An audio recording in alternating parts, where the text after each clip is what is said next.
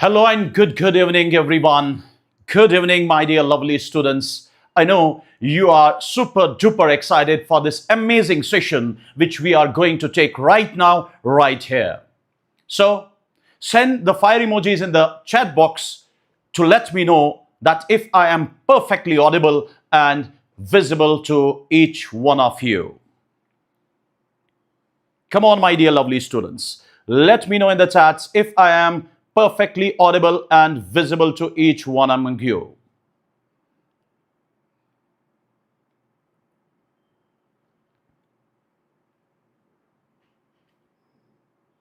Send the fire emojis in the chat box so that to let me know that if I am perfectly audible and visible to each one of you. Come on. Come on, everyone. Okay, all right. We are live now. So, my dear lovely students, I would want you all guys to be with me till end of this session. And also, I would want you all guys to mark the attendance by simply smashing the like button and do share this stream with around. So, without wasting much more time, let's get started, my dear lovely students. Let's get started. So, our first reaction is Sabatier-Senderan's reaction. So, what is Sabatier-Senderan's reaction? My dear lovely students, this is simply, remember it, this is simply hydrogenation. This is simply hydrogenation of unsaturated hydrocarbons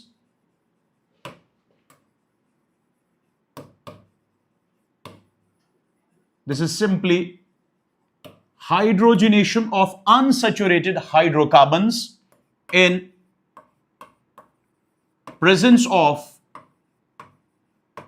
nickel at high temperature.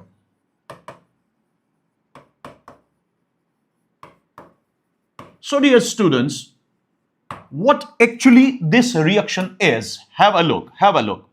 If you are having an alkene, an unsaturated hydrocarbon, when you add hydrogen to it, this addition takes place in presence of ordinary nickel, that means nickel, generally at a temperature of 523 to 573 Kelvin, dear students, at high temperature. Then what you have to do is simply just break this pi bond between carbon and carbon, add hydrogen to this, That means you will get a compound which is a saturated hydrocarbon, and that saturated hydrocarbon alkane is obtained. But remember, addition of hydrogen takes place from the same side across carbon-carbon double bond. That means this reaction is actually syn addition reaction. This reaction is actually syn addition reaction. That means both hydrogens are added across carbon-carbon double bond from the same side, from the same phase. Similarly, if you are having an alkyne, then you need 2 moles of hydrogens at that time to convert 1 mole of alkyne to 1 mole of alkane. And reagent is once again, it's in presence of nickel. That means this is catalytic hydrogenation at a temperature of 523 to 573 Kelvin. Once again, high temperature. What will happen over here? Here, just try to break both these pi bonds and add 2 hydrogens to this carbon, 2 hydrogens to this carbon. In nutshell, you will get an alkane over here. You will also get an alkane over here. So my dear lovely students, it is very simple reaction. So whenever catalytic hydrogenation, but catalyst is ordinary nickel at high temperature, that hydrogenation of alkene or alkyne in presence of nickel at high temperature resulting in the formation of what we call alkane, this reaction, my dear lovely students, is known as Sabatier-Senderan's reaction. And remember, this reaction is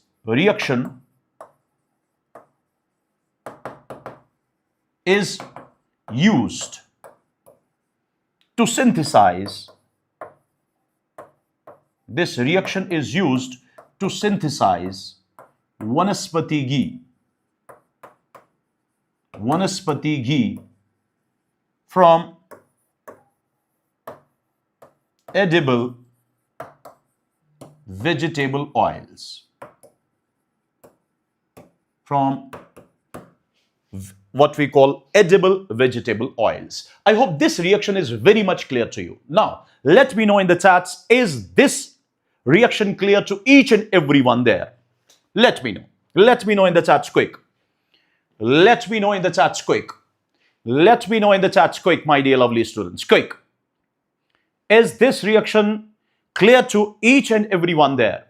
Let me know quickly so that we will move towards next reaction. Okay, that is great. That is great. That is great.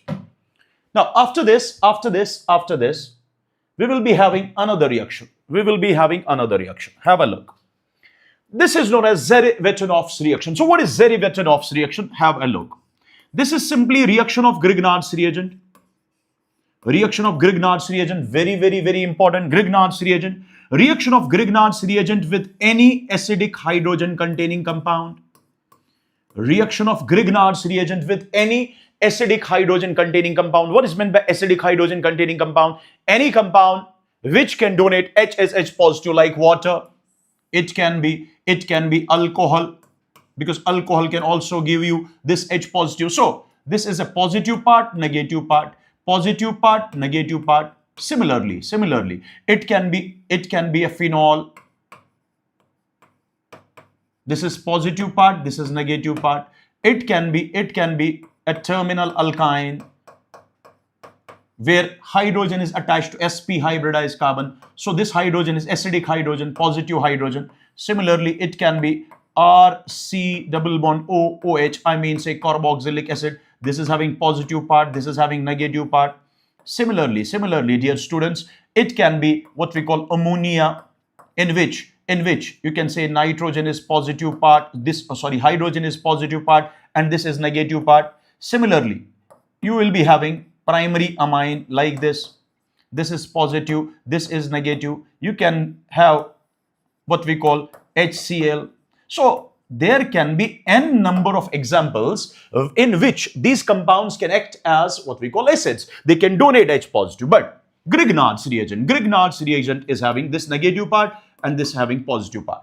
This negative part of Grignard's reagent will accept H positive. So reaction of Grignard's reagent with any acidic hydrogen containing compound, this is acting as acid. There's water, alcohol, phenol, so on and so forth. These will act as acid, and Grignard's reagent will act as base because it accepts that proton which these amine say acids liberate. Now, after that, it will result in the formation of RH. That means alkane. Similarly, this R will abstract this H positive, so it will also result in the formation of alkane. Similarly, R can abstract H from phenol, it will result in the formation of alkane in every reaction. So these are different examples of what we call Zeri-Vetanov reaction. So the question is, what is meant by Zeri-Vetanov reaction? Here I have shown 1, 2, 3, 4, 5, 6, 7, 8 reactions, but it can be more than that. So I mean to say reaction of Grignard reagent with any acidic hydrogen containing compound resulting in the formation of alkane is known as Zeri-Vetanov's reaction. I hope this is clear. Now, after that, this positive part and its negative part, they will combine together. So here side product will be MgX, then here negative part is OH. Similarly, it is MgX. Then negative part of this is OR prime. Similarly, MgX. After that, negative part of phenol, that means it is OPH. Similarly, dear students, it's MgX. Then negative part of this alkyne is C triple bond C and R prime. To differentiate this R and R, this is R prime, this is R.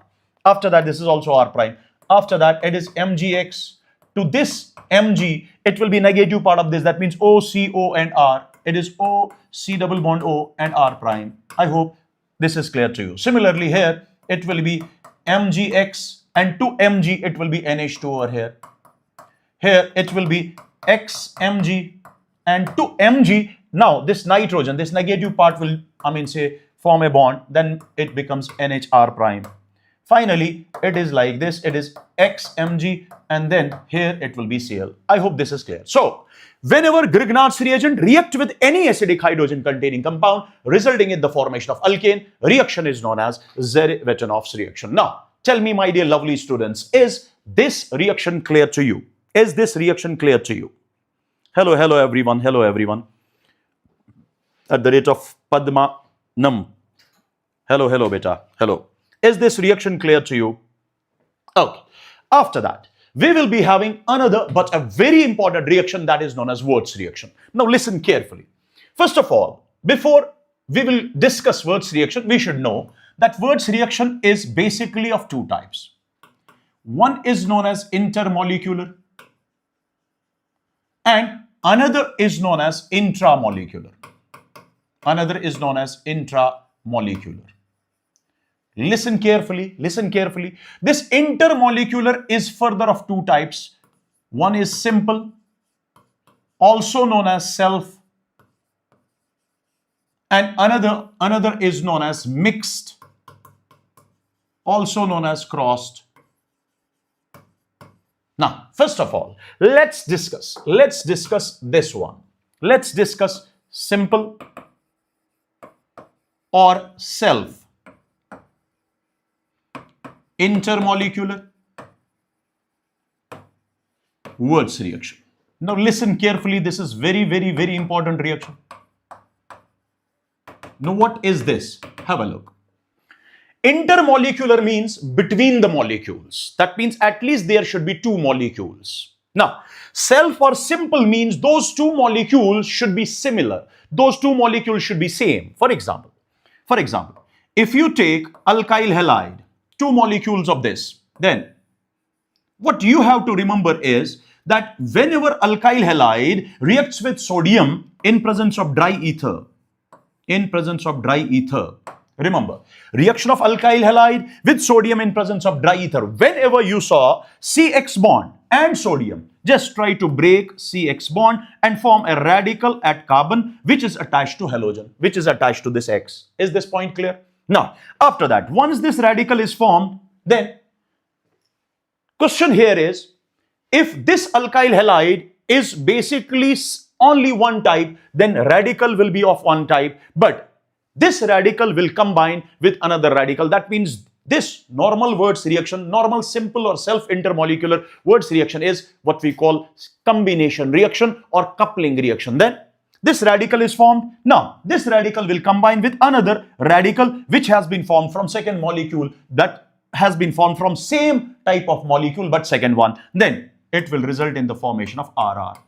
That means it will result in the formation of alkane. Now tell me, what is the end product of simple or self-intermolecular Wurtz reaction? If alkyl halide is like this, then it will be alkane. I hope this is clear to each and every one. For example, let's take few examples. If you are having methyl halide, which on treatment with sodium in presence of dry ether, what you have to do, my dear lovely students? Whenever you saw CX bond and sodium, just try to break CX bond, form a radical over here, then combine this with similar type of radical. That means we will get CH3. That means we will get alkane. So this is the simplest alkane which is obtained during, Wurtz reaction. So methane cannot be prepared during normal Wurtz reaction. I hope this is clear. So Wurtz reaction is simply combination reaction.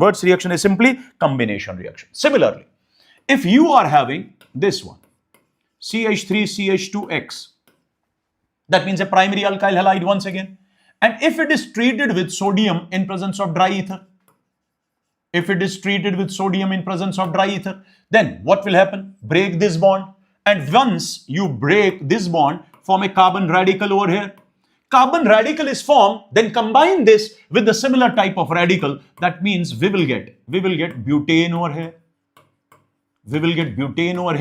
Because CH3CH2 radical, now radical, they will combine together, they will share their electron and they will form what we call a single bond. Similarly, if you are having a secondary alkyl halide, now what will happen?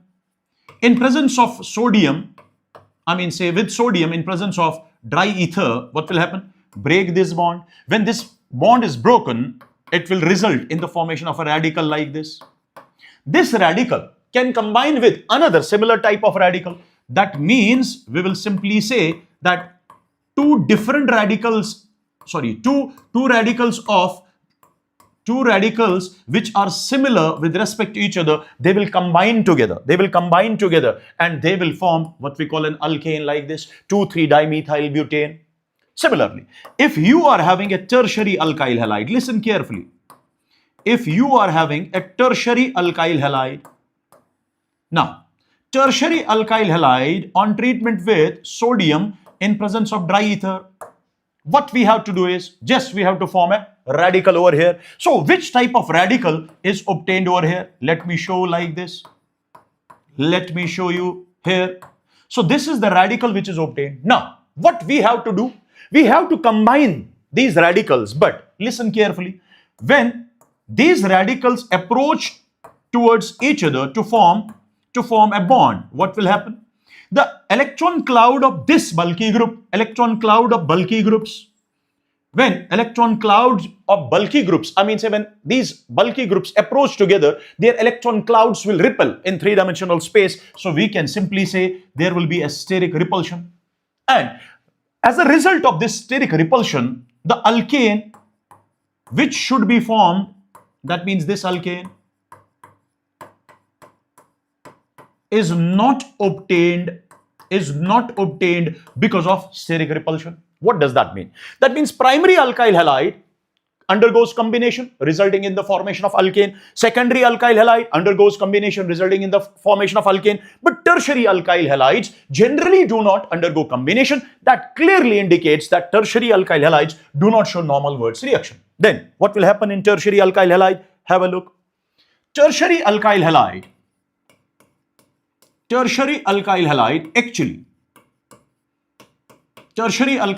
actually on treatment with sodium in presence of dry ether forms a radical like this. It forms a radical like this, CH3C, CH3, CH3, and then radical. But it will not prefer what we call combination, but instead of that, what it prefers, have a look. It prefers basically a reaction like this. Have a look. This is one radical. Another similar radical is like this. Another similar radical is like this. Have a look. Another similar radical is like this. Now, this is the radical. To that carbon is known as alpha carbon. So, from any one alpha carbon, CH bond is broken. That means here, this C radical will be formed, H radical will be formed, C radical will form what we call double bond over here, and H radical will react with this C radical. That means they will form like this. One product will be like CH3, C, CH3, CH3, and then H.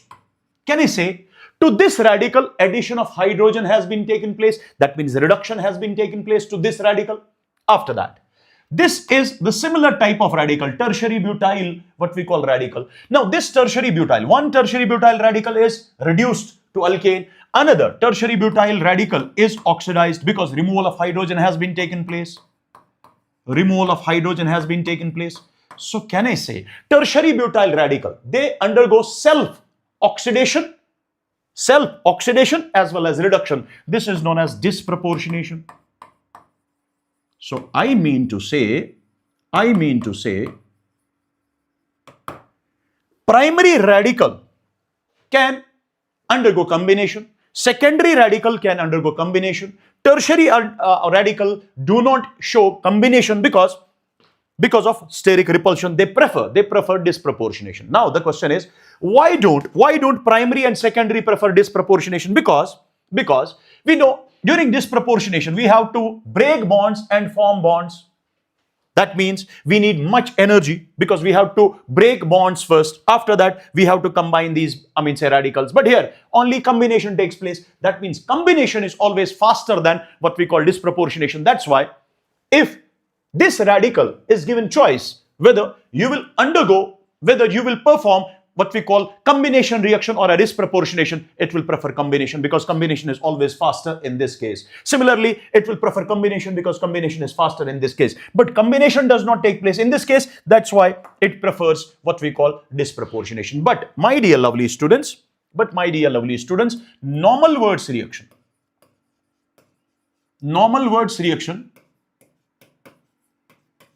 words reaction is a combination reaction.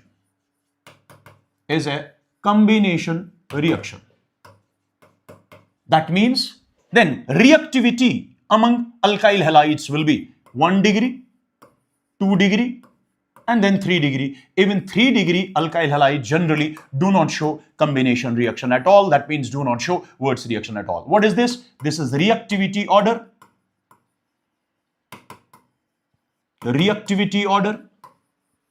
Among alkyl halides towards Wurtz reaction.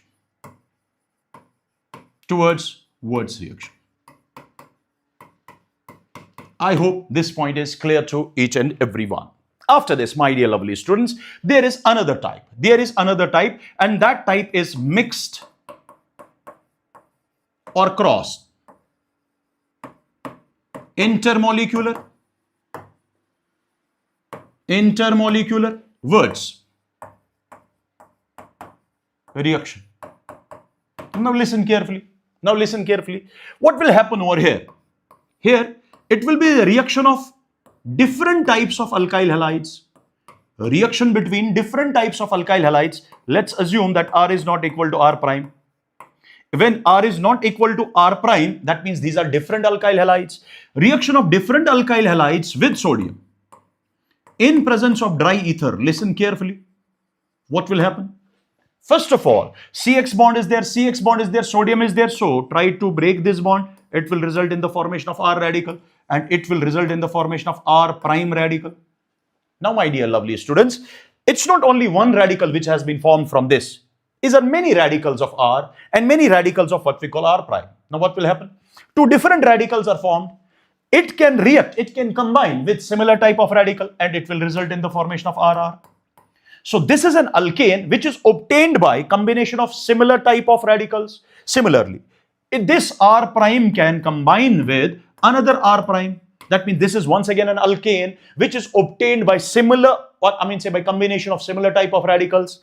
There will be another alkane which is obtained by combination of R radical and R prime radical, but R and R prime are different. That means this alkane is obtained by combination of different type of radicals. Remember it. Now, tell me, my dear lovely students, all these alkanes are obtained in mixture. That means this is a mixture of alkane. And mixture is always impure. So here, this alkane, and this alkane, they are not prepared in pure form. These are all present in mixture, impure form. But my dear lovely students, listen carefully. If we want to prepare this alkane in pure form, that means we have to distinguish these with the help of fractional distillation, but we cannot separate these because of their boiling points, as their boiling points are almost similar, so we cannot separate them. Now, how to prepare this in pure form during Wurtz reaction? We will simply prepare this RR like this. We will react Rx with sodium. Without R prime X. We will get this in pure form. Similarly, if we react R prime X, not Rx, R prime X with sodium, we will get this one. That means this can be prepared in pure form during Wurtz reaction. In pure form as well. This can be prepared in pure form as well. Now tell me, Wurtz reaction is those alkanes which are obtained by combination of similar type of radicals in pure form. But Wurtz reaction is not considered as the best method to prepare alkane which is obtained by combination of different what we call radicals. I hope this is clear. So that is why this will be always formed as a minor product. But these can be prepared as major products. For example, have a look. For example, my dear lovely students, if we are having CH3, CH2 and then Br, let's suppose this one, ethyl bromide, and CH3Br, that means methyl bromide. Now tell me, dear students, if these are treated with sodium in presence of dry ether, dear students, now what will happen? What we have to do is just break this bond, form a radical. Ethyl radical will be obtained. Here, methyl radical will be obtained. Now, what will be the products, beta? What will be the products? Product number 1 will be CH3CH2, CH2CH3.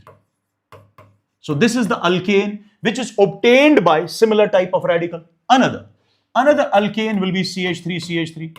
This is also the alkane which is formed by similar type of radicals or combination of similar type of radicals. But this one, CH3CH2, this is one radical, one type of radical, ethyl radical, then methyl radical. When they combine, they form this one. That means this product is formed only and only in this impure form, that means mixture. But if you want to prepare butane, in pure form during Wurtz reaction, what will we do? We will simply treat ethyl bromide with sodium. You will get this one. Similarly, if you want to prepare ethane in pure form during Wurtz reaction, what we have to do? Treat methyl bromide with sodium. You will get ethane in pure form. But you cannot prepare this separately without this and this. That means this is prepared only and only in impure form. So can we write like this? Can we have a note like this? Wurtz reaction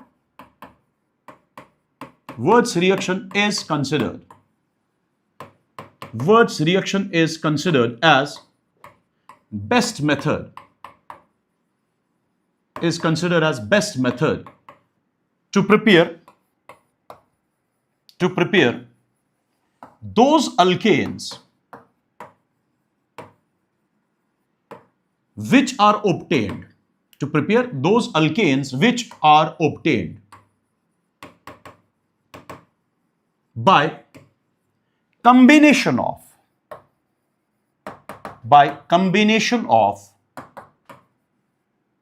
similar type of radicals.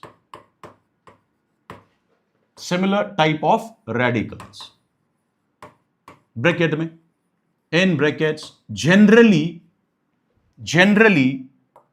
symmetrical alkanes. Most of the times they are symmetrical alkanes.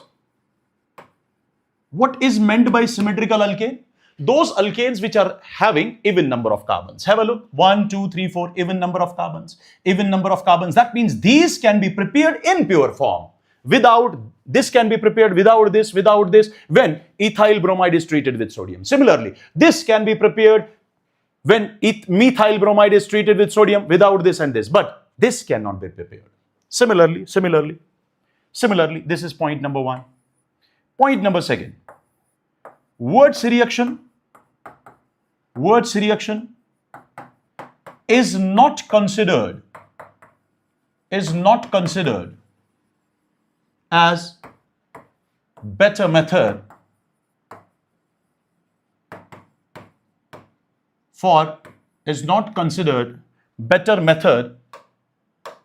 to prepare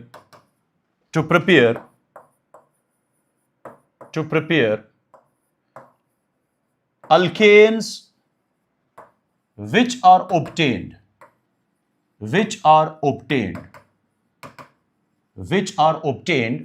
by combination of different type of radicals. Generally, such radicals are those alkanes which contain odd number of carbons. That means generally unsymmetrical alkanes. But not necessary that it's always unsymmetrical alkane. So generally unsymmetrical alkane. But remember, dear students, unsymmetrical alkane can never be formed. Without mixture. But symmetrical alkane can be formed without mixture, or sometimes symmetrical alkane, if formed from different type of radicals, then that symmetrical alkane can also not be formed without mixture. For example, have a look.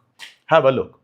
If you are having beta CH3Br and then you are having CH3BR. Now dear students, if it is treated with sodium and dry ether, what will happen? Break this bond and form a radical. Form a radical. Similarly, break this bond and form a radical. Have a look. What will be the products formed over here? This is symmetrical alkane. Can be prepared in pure form as well.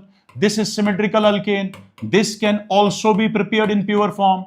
Why? Because these are the alkanes actually which are obtained by combination of symmetrical, which are obtained by combination of similar type of radicals.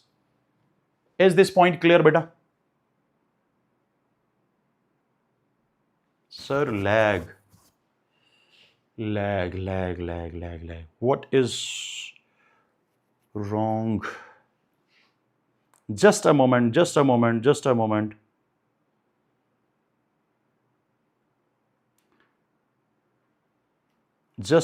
dear students.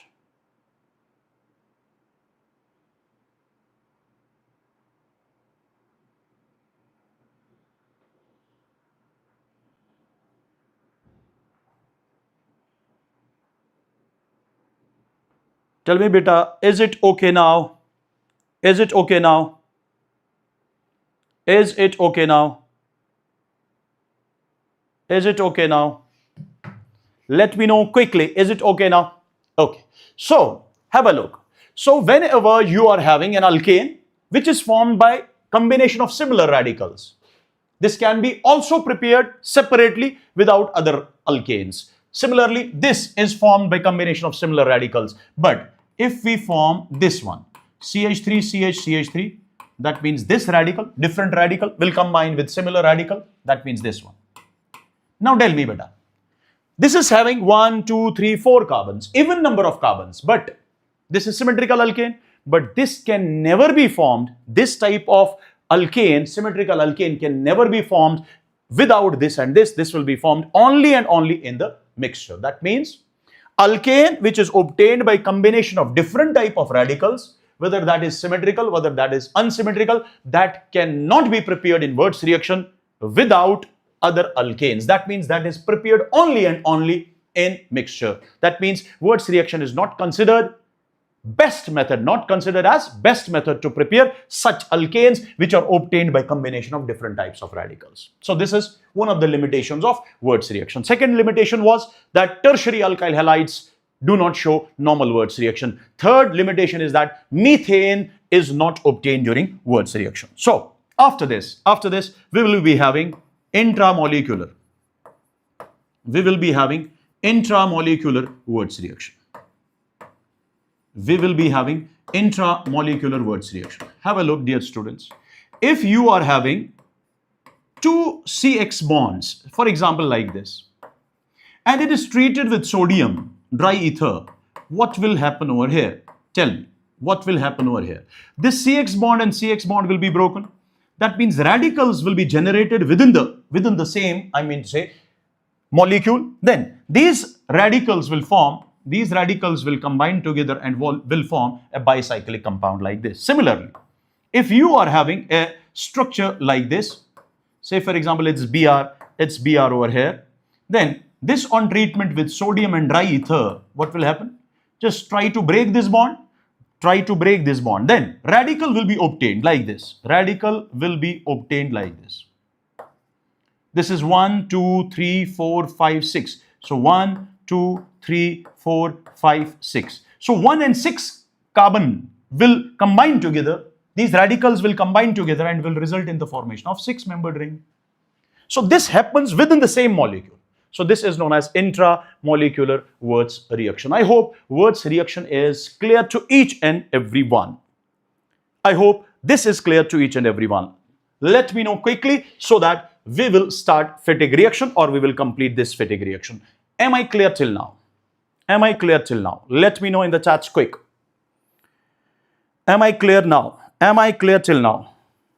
Okay, duration will be 3 to 3.5 hours. Maximum, it will go to 4 hours. Maximum at max. Okay, and we have to complete 68 reactions at least. Okay, now another is fatigue reaction. What is meant by fatigue reaction? It is simply reaction of aryl halide. Reaction of aryl halide. Let me show this reaction in this fashion. Reaction of aryl halide with sodium. Reaction of aryl halide with sodium in presence of dry ether. Similar type of reaction. Whenever CX bond is there, sodium is there. You just broke CX bond and break CX bond and form a radical. Then this radical will combine with similar type of radical. That means we will get a biphenyl or biaryl over here. So this is the reaction, and side product will be always NaX. I hope this is clear. So alkyl halide with sodium resulting in the formation of alkane, it's Wurtz. Aryl halide with sodium resulting in the formation of biaryl, it's fatigue. It is fatigue. After that, Wurtz fatigue reaction. That means it's combination. Combination of alkyl halide and aryl halide. That means whenever alkyl halide as well as aryl halide together react with sodium in presence of dry ether. Reaction of alkyl halide only with sodium is Wurtz reaction. Reaction of aryl halide only with sodium, it's fatigue reaction. But reaction of alkyl halide as well as aryl halide with sodium is what we call Wurtz fatigue reaction. So break this bond, it will form a radical. Break this CX bond, it will form a radical. Now, two different radicals are there. So there will be combinations like RR. There will be phenyl and phenyl radical will combine. There will be that these two radicals will combine together. But when different radicals combine here together, this is the major product of the reaction. So this is alkyl benzene. Alkyl benzene will be obtained. So this is known as Wurtz fatigue reaction. After that, beta, it's Ullmann biaryl synthesis. What is Ullmann biaryl synthesis? When you are having iodobenzene, for example, aryl halide, and it is heated not with sodium but with copper, heated in a sealed tube, say for example sealed copper tube, heated in that. Now what will happen? Just break this bond and then form a radical. That means whenever you are having CX bond, there is sodium, there is copper, you have to break CX bond, form a radical, then combination will take place. So combination of radicals will result in the formation of biaryl. I hope this is clear. I hope this point is clear to each and every one. After that, Frank-Land's reaction. What is Frank-Land's reaction? Try to remember this in simpler manner. Whenever you are having RxCX, alkyl halide with zinc, what will happen? Whether it is sodium, whether it is copper, whether it is zinc, just try to break CX bond. Try to break CX bond. It will result in the formation of a radical. This is trick. This is not the mechanism. Now, just try to understand. Break CX bond, form a radical, then combination. Simple, what we call is known as Frank-Land's reaction. But actually, reaction goes through Frank-Land's reagent, and Frank-Land's reagent is this one. This is Frank-Land's reagent, but no need to discuss Frank-Land's reagent, your reaction through Frank-Land's reagent. You can in simpler manner, you can remember this reaction in this fashion. So whenever CX bond is there, zinc is there, break CX bond, form a radical, and then it will result in the formation of alkane. Once again, a symmetrical alkane is obtained over here. After that, Coriolis reaction. What is Coriolis reaction? Have a look. It is basically reaction of Gilman's reagent. It's the reaction of Gilman's reagent. It is reaction of Gilman's reagent. What is Gilman's reagent? Lithium dialkyl cuprate. Lithium dialkyl cuprate. It is actually reaction of lithium dialkyl cuprate with alkyl halide. Now, this is copper, is metal. Metal and carbon is there. We know carbon is more electronegative. So any R minus can act as a nucleophile, will attack this R prime electron deficient site, and X will leave. That means this is a normal SN2 reaction. Now, what will happen? Nucleophile will form bond with this. That means R prime will be obtained. And after that, we will get RCU, alkyl copper, and lithium, and X means lithium halide. Alkyl copper and lithium halide. Now you can separate this alkane from these. That means whatever is the alkane, whether it is symmetrical, it depends on the value of R and R prime, or unsymmetrical, symmetrical and unsymmetrical alkane, whether it is symmetrical alkane, whether it is unsymmetrical alkane, these are obtained in pure form. That means to prepare unsymmetrical alkane, this reaction can be considered as best method, or this reaction is preferred over Wirtz reaction, because during Wirtz reaction we cannot prepare unsymmetrical alkane in pure form, but here we can prepare unsymmetrical alkane in pure form. That is why you have to remember this point. Whenever you are having Cori-Haas reaction, remember to prepare unsymmetrical alkane. To prepare unsymmetrical alkane from alkyl halide or haloalkane, from alkyl halide, Cori-Haas reaction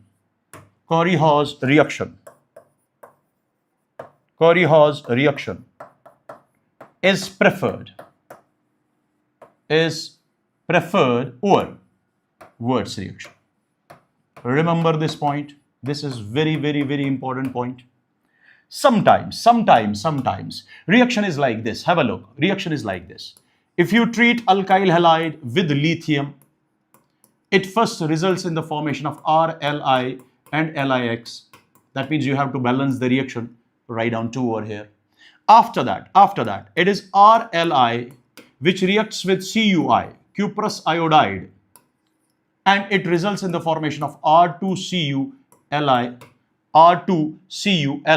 and after that it is LiI.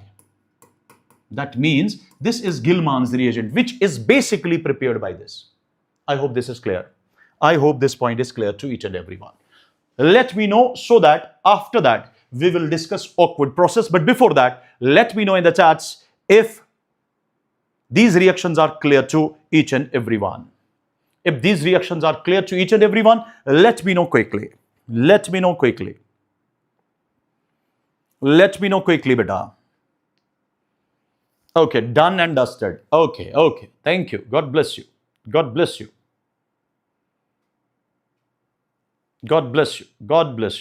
everyone. Now, dear students, we have another reaction, another process that is known as Awkward's process. Now, the question is, which type of reaction is this? This is simply a decarboxylation.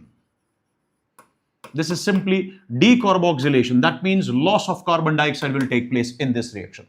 So, this is decarboxylation of carboxylic acid.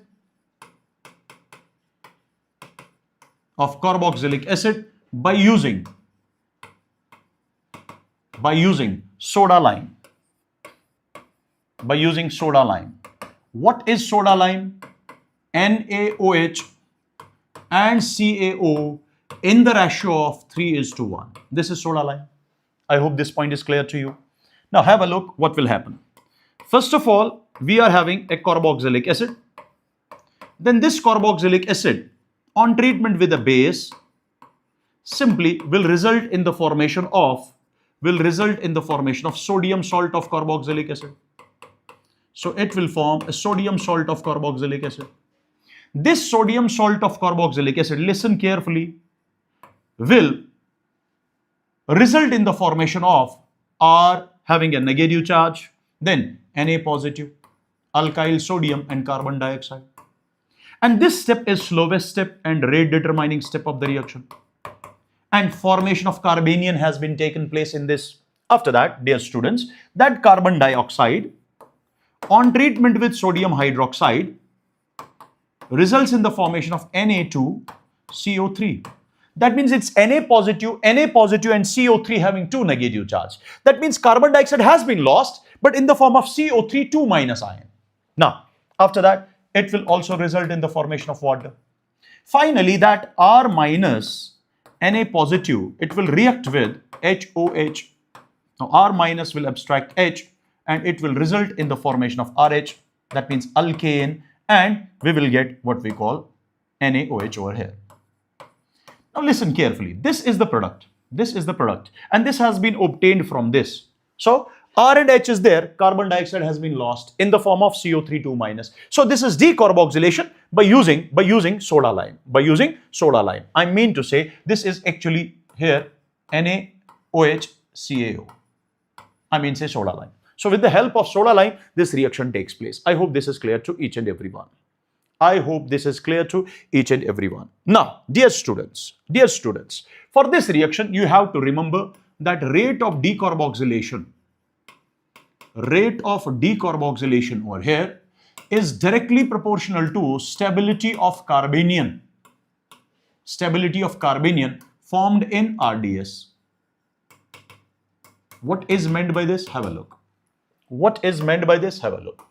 That means if you have a question like this, say for example, question says, compare. Suppose question says, compare rate of decarboxylation. That means which one is more reactive and which one is less reactive towards decarboxylation. Suppose you have to compare rate of decarboxylation. First acid is like this. What you have to do is just try to understand. Very, very simple reaction. Whether COOH is there, whether CONA is there. Why? Because it is COH which is converted to CONA. Finally, you have to remove CONA and you will form a carbanion. Yes or no? So just try to break this bond and form a carbanion. Try to break this bond, whether it is COH or CONA. Break this bond and form a carbanion. Form a carbanion over here. So this is the carbanion. Similarly, this is the carbanion. What do you have to check? You have to check which carbanion is more stable. This is, we know, anti-aromatic, we know. And this is aromatic, we know. That means this carbanion is more stable. So any acid which forms more stable carbanion shows more faster what we call decarboxylation. So the answer will be 2 greater than 1. Answer will be 2 greater than 1. I hope this is clear to you. Similarly, if question is like this, complete the following reaction.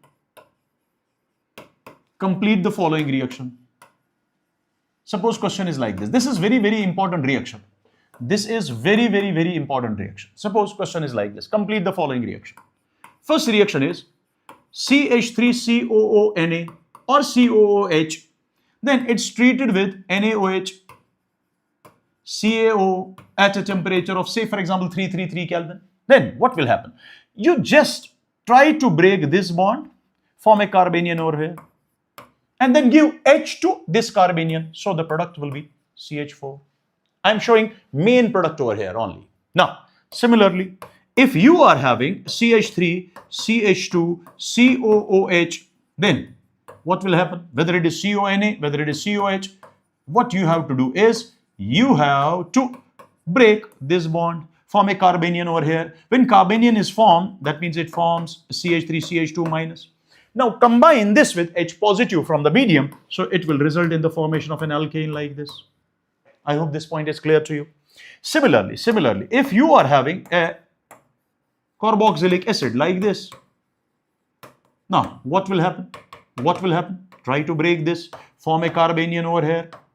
Carbanion is formed. Now give H positive to this carbanion. That means we will get benzene. Let me show hydrogen over here. I hope this point is clear.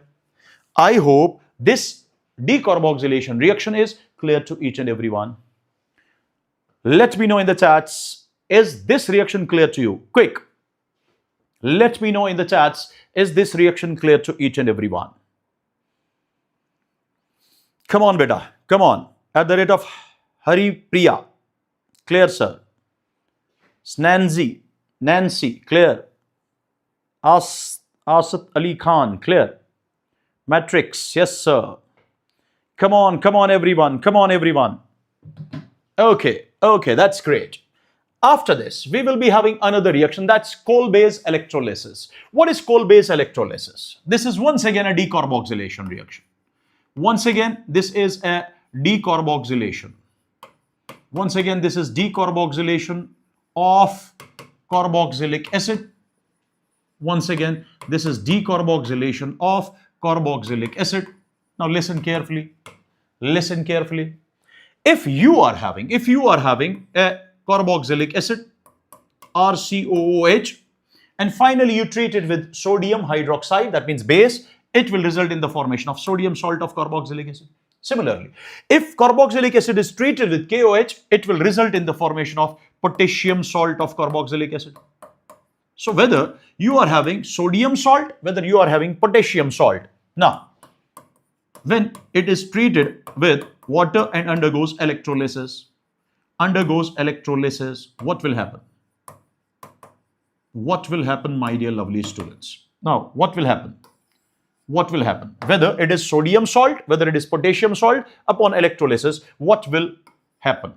Let me balance this reaction like this. First of all, what you have to do is just break this bond and break this bond. That means form R radical over here. Similarly, R radical will be formed over here. Now, these R radicals will combine. That means RR or RR will be obtained. So, let me show like this. That means from this or this, it will be RR, which will be formed. So, RR is obtained. That means alkane is obtained, but at anode. You have to remember this point. Alkane is obtained at anode. After that, carbon dioxide and carbon dioxide. That means carbon dioxide is lost. Carbon dioxide is also evolved at anode. Then hydrogen gas is evolved at cathode. You have to remember these points.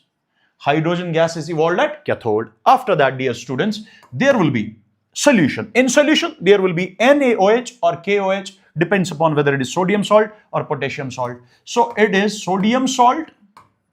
If it is sodium salt, sodium hydroxide will be in the solution. If it is potassium salt, potassium hydroxide will be in the solution. That means solution will be having obviously pH greater than 7. I hope this point is clear. I hope this point is clear. But you have to remember this point as well. If RCOONA or RCOOK is like this, it is HCOONA or it is HCOOK. What does that mean? That means if value of this R is what we call H, that means value of R is H, so this is HH. That means instead of alkane at that time, we will get, say hydrogen gas at anode as well as cathode, which is evolved. Carbon dioxide gas will be evolved at anode and solution will be, say such that its pH will be greater than 7. That means basic solution. I hope this is clear. That means when these are, say if you treat sodium salt of formic acid or potassium salt of formic acid or methanoic acid, which when it undergoes say electrolysis, then what will happen? Have a look. Have a look. If it is like this or it is like this, so what will happen, dear students? What will happen? Simple. Very, very simple. Upon electrolysis, it will result in the formation of HH at anode. At anode, after that, dear students, carbon dioxide gas will be evolved at anode. H2 once again will be evolved at cathode, and solution will be either NaOH or KOH. That means solution will be basic. That means pH should be greater than 7. That means here hydrogen is evolved both. Is evolved at anode as well as cathode both. I hope this is clear. Similarly, if you are having sodium salt or potassium salt like this, if you are having sodium salt or potassium salt like this, that means sodium or potassium salt of dicarboxylic acid. Now, what will happen? What will happen now? What will happen? During electrolysis, what will happen? What will happen, dear students? Then you have to break this bond, dear students, you have to break this bond. Then it will result in the formation of a radical over here, radical over here. Then what will happen? This radical will combine together and it will result in the formation of alkene. Yes or no? And other, carbon dioxide will be evolved at anode. Say hydrogen gas will be evolved at cathode. After that, we know solution will be, say basic. So this is another reaction. Another point, what you have to remember is that means if you are having a dicarboxylic acid, sodium salt or potassium salt of a dicarboxylic acid, but that dicarboxylic acid is unsaturated, it's already having a double bond, then what will happen?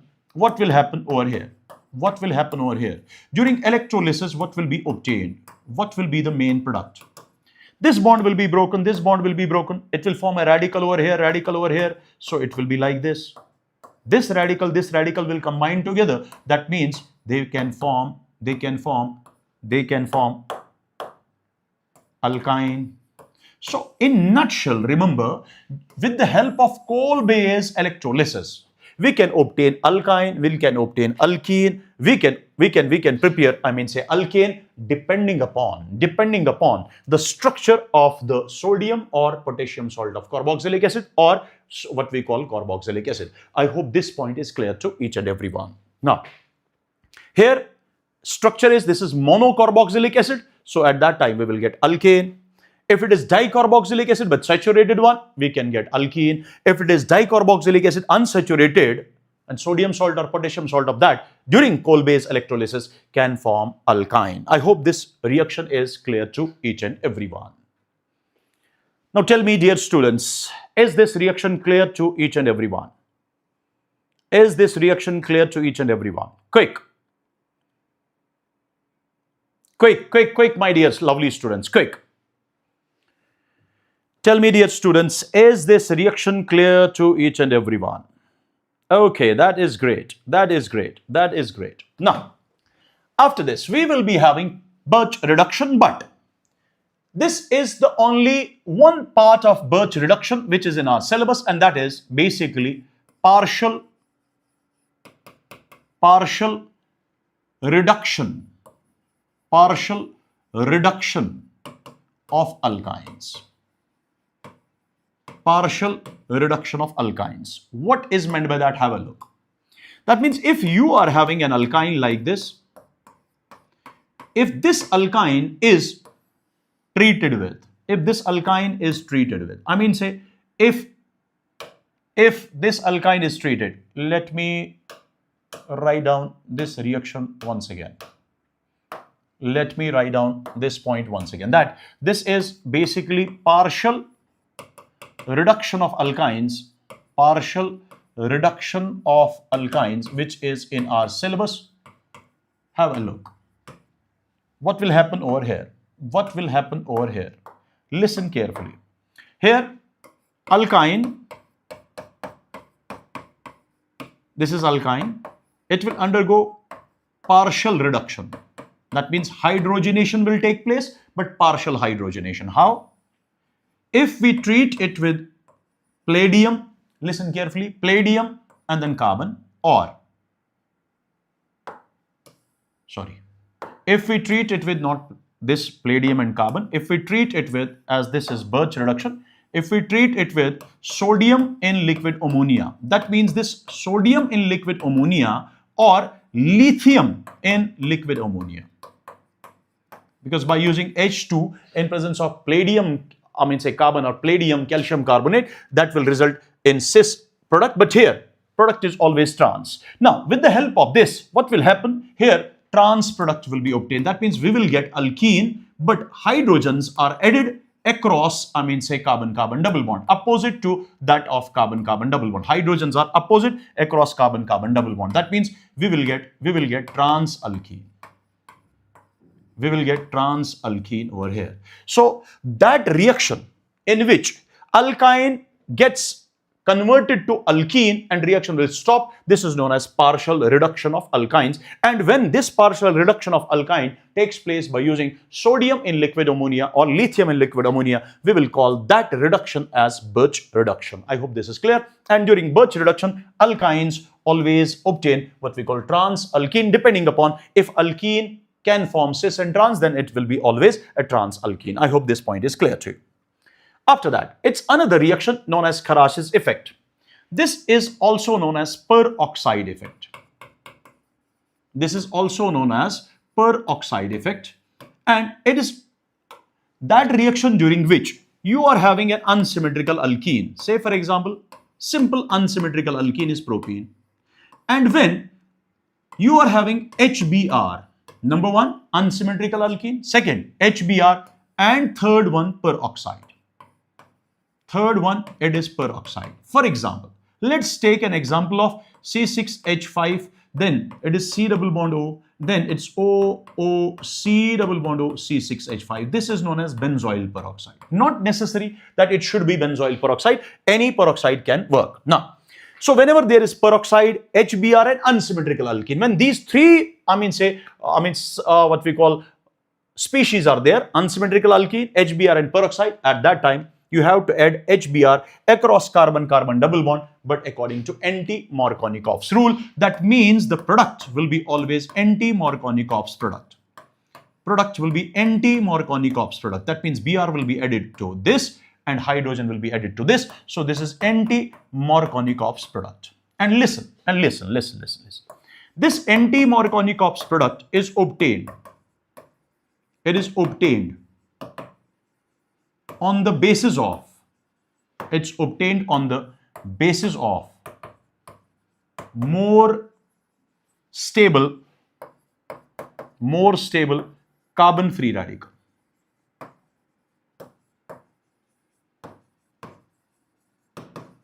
What does that mean? That clearly indicates that intermediate of this reaction is free radical. And if intermediate of this reaction is free radical, that clearly means this is a free radical reaction, but this is addition reaction. So we will simply say this is an example of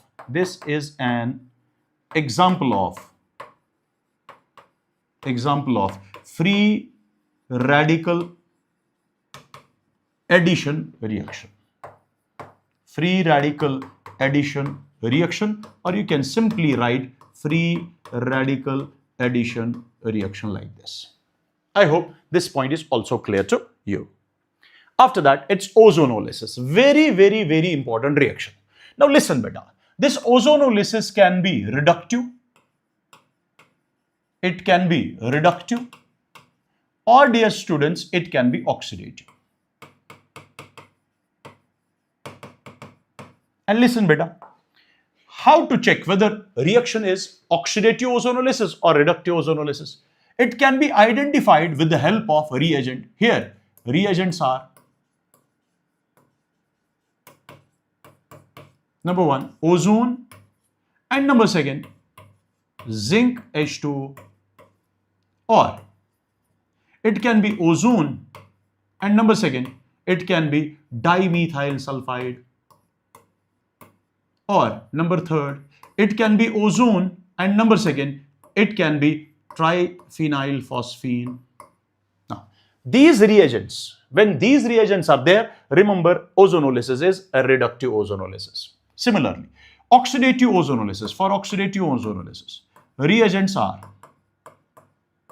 number one, ozone and water, or you can say it is ozone and H2O2, or dear students, you can say it is KMNO4 hot, or it can be K2Cr2O7 hot, or dear students, it can be KMNO4 H positive, that means acidic, or dear students, it can be K2Cr2O7, that means acidic. I hope this is clear to each and everyone. Now, what will happen if it is oxidative ozonolysis or if it is reductive ozonolysis? So first of all, let's discuss reductive ozonolysis. What will happen during reductive ozonolysis? Number one is alkenes. Reductive ozonolysis of what? Alkenes. What you have to do is very, very simple.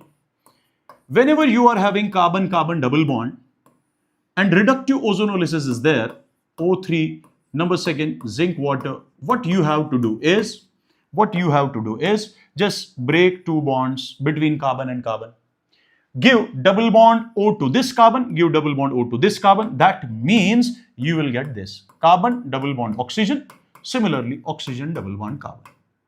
And these can be aldehydes, both can be ketones, one can be aldehyde, another can be ketone. In nutshell, aldehydes and ketones are obtained during what we call reductive ozonolysis of alkenes. I hope this is clear. Now, if we take few examples over here,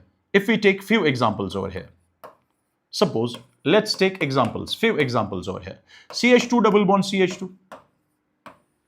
Then, during reductive ozonolysis, what will happen? Similarly, CH3CH double bond CH2. During reductive ozonolysis, what will happen? If it is CH3 single bond CH double bond CH single bond CH3, what will happen over here? Similarly, dear students, if it is CH3 whole 2 C double bond CH single bond CH3, what will happen over here? If it is having CH3 whole 2, then it is C double bond C CH3 whole 2, what will happen over here? Very, very simple. Have a look. We have to break this.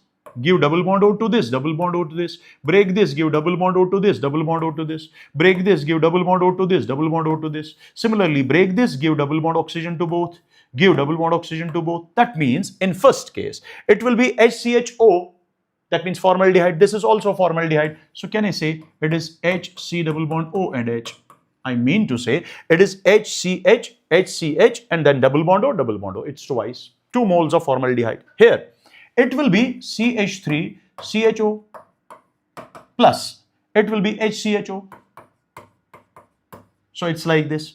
This is twice CH3CHO. CH3CHO or CH3C double bond O single bond H. This is also that. This is ketone. CH3 whole 2. Then it is CO. After that it is CH3CHO. CH3CHO. Similarly, dear students, this is CH3 whole 2 CO, but it is twice. I hope this point is clear. Similarly, let's take few more examples. Suppose you are having this one.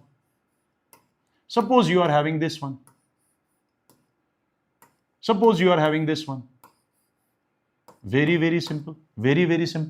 Now, what we have to do is, if it is reductive ozonolysis, O3 zinc water, reductive ozonolysis, then what we have to do? We have to break this bond, give oxygen to this, That means we will form a structure like this. Give double bond O to this, Obviously, it's having H already. That means it is CHO, CH2, CH2, CH2, CH2, CHO. That means it is CHO on terminal positions, and between 2 CHO there are 4 CH2 groups. I hope this is clear. Break this bond, give oxygen to this, break this bond, give oxygen to this, That means it will result in the formation of this one. Have a look. It is like this. This part, and after that it is this part.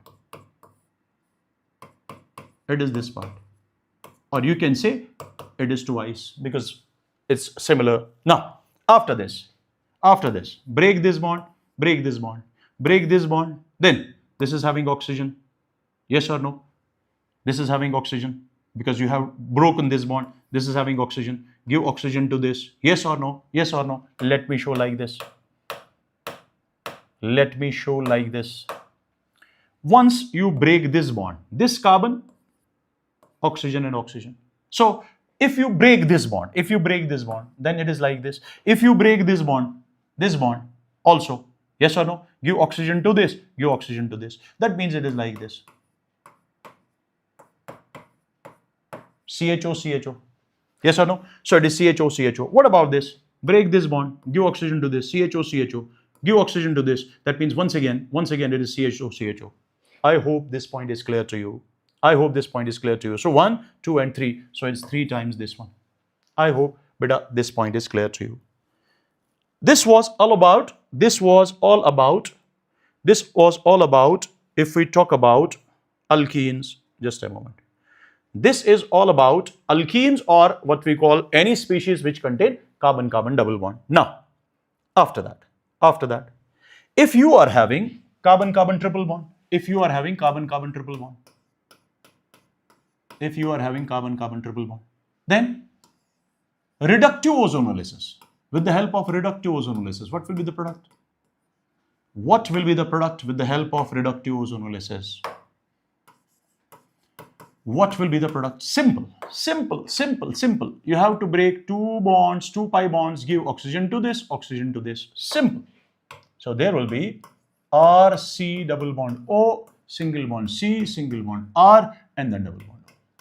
Now, I hope you can put value of R over here, then you can form different, say alkynes. What will be the product of different alkynes? You can show that. After that. So this is a home task for you, that you have to replace this R. This R can be either H, or this R can be alkyl or aryl. This is R can be alkyl or aryl or hydrogen. You will put those values and you will get the answer. After that. So beta, this was alkene. Number second, this is alkyne. This is what we call alkyne. This is alkyne. After that, we will be having another reaction, that is oxidative ozonolysis. First, oxidative ozonolysis first of alkenes. Listen carefully what you have to do here. If you are having a double bonded carbon to which two hydrogens are attached, during oxidative ozonolysis, you have to convert that into carbon dioxide and water. I hope this point is clear. If double bond is there, carbon, and it's having one hydrogen, and another is R. Say another is not hydrogen, that is apart from a hydrogen, that can be any alkyl or aryl. You have to convert this double bond CH, you have to convert it into COOH. R is there, so it becomes RCOOH. If you are having double bond C, and to this double bonded carbon there is no hydrogen attached, then it forms a ketone over here. Then you have to form a ketone over here. Try to remember this. For example, let's take few examples. Example number 1. If we talk about this one, HCH, double bond CHH. During oxidative ozonolysis, I mean to say it's ozone, it's water, or it's ozone, it's H2O, or you can simply say it is KMNO4, H positive, KMNO4 hot, it's K2Cr2O7, H positive, K2Cr2O7, say H positive, that means it's ozone, water, ozone, H2O2, or it's strong oxidizing agents. What you have to do is just break this. Now have a look. This is carbon having two hydrogens. That means it is double bond CH2, convert that into carbon dioxide and water. This is also CH2, convert it into carbon dioxide and water. That means twice carbon dioxide and twice water. Similarly, if you are having like this, break this bond, convert this into carbon dioxide and water, but convert this into COOH, because double bond CH is converted to COOH, and then CH3 is attached to that. That means it is CH3COH plus carbon dioxide plus water. If you are having this one, CH3, CH, double bond CH, single bond CH3, then what you have to do? Just break this, convert CH into COH, CH3 is there, so CH3COH, convert this CH into COH, CH3 is there, that means it is twice CH3COH. If, dear students, it's having CH3C, CH3, then double bond CH, CH3. Now, break this bond, convert CH into COH, CH3 is attached to it, so it will become CH3COH. But what about this? This carbon does not have any hydrogen, so give it double bond O, that means form this as ketone. So the product of this reaction is like this. So product of this reaction is like this. So this is oxidative ozonolysis of alkenes. Let's take another. That is oxidative ozonolysis of alkynes. Let's take alkynes, oxidative ozonolysis of alkynes. Have a look. If alkyne is having CH triple bond, then you have to break triple bond and you have to convert it into carbon dioxide and water. If it is having triple bond CR, that means value of R is not equal to H, then break this triple bond, convert this C into COH, and R is there. That means it is RCOH. For example, let's take examples. Let's take first example like this. It is HC triple bond CH. This on treatment with ozone H2O or ozone H2O2 or KMNO4, K2Cr2O7, anything. Now, what we have to do is break this. Convert this part into carbon dioxide water, so it will be simply carbon dioxide and water. You will balance the reaction as well twice. Now, after this, if it is like this, CH3, C triple bond CH, then you have to convert this part into, because you have to break this, convert this part into carbon dioxide and water and convert this part into COH, and this is CH3. That means it is CH3, COH, carbon dioxide, water. Now, what will happen over here? CH3, C, triple bond C, CH3. Break this bond, convert triple bond C into COH. R there, CH3 is there, so it is CH3COH, that means it is twice CH3COOH. So this was all about ozonolysis. I hope this is clear. Now after that, it is hydration of alkene. But before that, let me know quickly, is this point clear to each and everyone? Let me know quickly, is this point clear to each and everyone? Is ozonolysis clear to each and everyone? Quick. Is ozonolysis clear to each and everyone? Quick.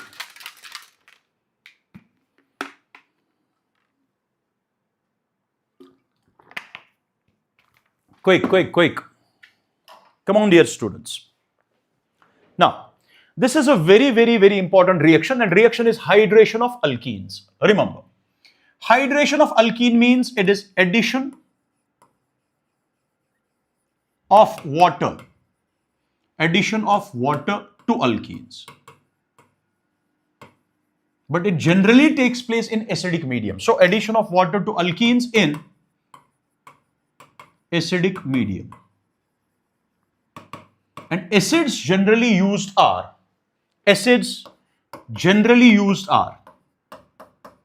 H2SO4 or H3PO4. Now, what will happen during this reaction? Have a look. It's alkene which on treatment with H2O and H positive of acid. That means it's H3O positive. Then what will be the product over here? Have a look. You have to remember mechanism of this reaction, because here intermediate is carbocation. Whenever intermediate is carbocation, there can be rearrangement. That's why this reaction mechanism is very important. Now, listen carefully. What will happen basically? These two can be written in this fashion as well. It's H3O positive. So first of all, it's protonation. It is protonation of alkene. Protonation of alkene takes place, and this step is slowest step. Means this is the rate determining step of the reaction. That clearly means it first results in the formation of a carbocation. Once carbocation is formed, you have to rearrange if possible. That means you have to rearrange carbocation if after rearrangement it forms more stable carbocation. Why? Because the product formed from more stable carbocation will be always major product. So first of all, you have to rearrange it. After that, dear students, now water will act as a nucleophile. That water will attack this carbocation, and this is the fast step of the reaction. And finally, you will get RCH, CH3, and here it will be OHH with a positive charge. Yes or no? Finally, dear students, it will lose H positive. So H positive will be lost. That means this H positive, which was first added, is finally lost. That means H positive, that means acid, acts as a catalyst. And finally, it will result in the formation of RCH, CH3OH. And this reaction is an example of. This reaction, that means hydration of alkene, is an example of. It's an example of electrophilic addition reaction taking place via classical carbocation. That means intermediate here is classical carbocation. That means that carbocation which is having a positive charge but fully developed positive charge, and it is that carbocation where rearrangement can be possible. I hope this point is clear. Now listen carefully. Whenever your alkene is unsymmetrical and you want to add water to that in acidic medium, remember, my dear lovely students, major product will be always formed with the help of Markovnikov's rule. That means you have to add water according to Markovnikov's statement. That means negative part you have to add to that carbon-carbon double bond which is having lesser number of hydrogens, and positive part of water goes to that carbon-carbon double bond which is having more number of hydrogens. But this is possible only if alkene is unsymmetrical and it is such that once carbocation is formed, there will be no rearrangement. But if, dear students, rearrangement takes place in carbocation, then major product will be always formed in such a way that negative part of water, that means OH, goes to that carbocation which is most stable carbocation. That means you have to first of all form most stable carbocation, and finally you have to add water to that. That means finally OH will go to there, and that alcohol will be always the major product. I hope this point is clear to you. Hydration of alkene is clear to you. After that, it's hydroboration oxidation reaction. Remember, this is indirect hydration reaction. This is indirect hydration reaction. That means with the help of this reaction, we basically add water. So it is indirect hydration reaction of either alkenes or alkynes. That means we have to add water across carbon-carbon double bond or across carbon-carbon triple bond, but indirectly. Now have a look. If it is alkene which undergoes hydroboration oxidation, how we can say reaction is hydroboration oxidation? With the help of reagent. One is diborane, another is H2O2OH minus. Whenever you saw a reagent like this, remember, my dear lovely students, you have to add water across carbon-carbon double bond, but according to anti-Markovnikov's rule. According to anti-Markovnikov's rule. What is Markovnikov's rule? Markovnikov's rule says negative part of water goes to that carbon-carbon double bond which is having lesser number of hydrogen. Now, anti-Markovnikov means negative part of water goes to that carbon-carbon double bond which is having more number of hydrogens. That means you will break pi bond and you will add negative part to this carbon which is having more hydrogens among carbon-carbon double bond, and you have to add only water across carbon-carbon double bond which is having more number of hydrogen, give OH to that, and which is having lesser number of hydrogen, give hydrogen to that. But you have to add H and OH across carbon-carbon double bond only if it is alkene. This is known as what we call hydroboration oxidation. That means you have to add water but according to anti-Markovnikov's addition. And this H came from, I mean say this B2H6. I mean to say, if sometimes in reaction it is B2D6, then you have to add D. Similarly, this OH came from this H2O2 OH medium. That means if there is D2O2 OD minus, then you have to add OD over here. I hope this is clear. But sometimes alkene is unsymmetrical. For example, alkene is unsymmetrical like this. CH3, CH, double bond CH, single bond CH2, single bond CH3. Alkene is sometimes like this. And reaction is hydroboration oxidation. Then what will be the major product over here? At this time, we have to add water. We know we have to add water. Add water across carbon-carbon double bond. But now we cannot use what we call anti-Markovnikov's rule. Why? Because negative part of water goes to that carbon-carbon double bond which is having lesser number of hydrogen. But these are having similar number of hydrogens. Then here add water across carbon-carbon double bond in such a way that OH goes to, that means negative part, goes to that carbon-carbon double bond, which is less sterically crowded, Sir, what is meant by this? Now listen carefully. That means major product. If you want to form major product, negative part among these carbon-carbon double bond goes to that which is less sterically crowded, means this is alkyl group attached to this. This is also alkyl group attached to this, but this is small alkyl group and this is large alkyl group. Large alkyl group means this is more crowded. This is more crowded, to which large alkyl group is attached, and that carbon-carbon double bond is less sterically crowded, to which say smaller alkyl group is attached. That means major product will be like this.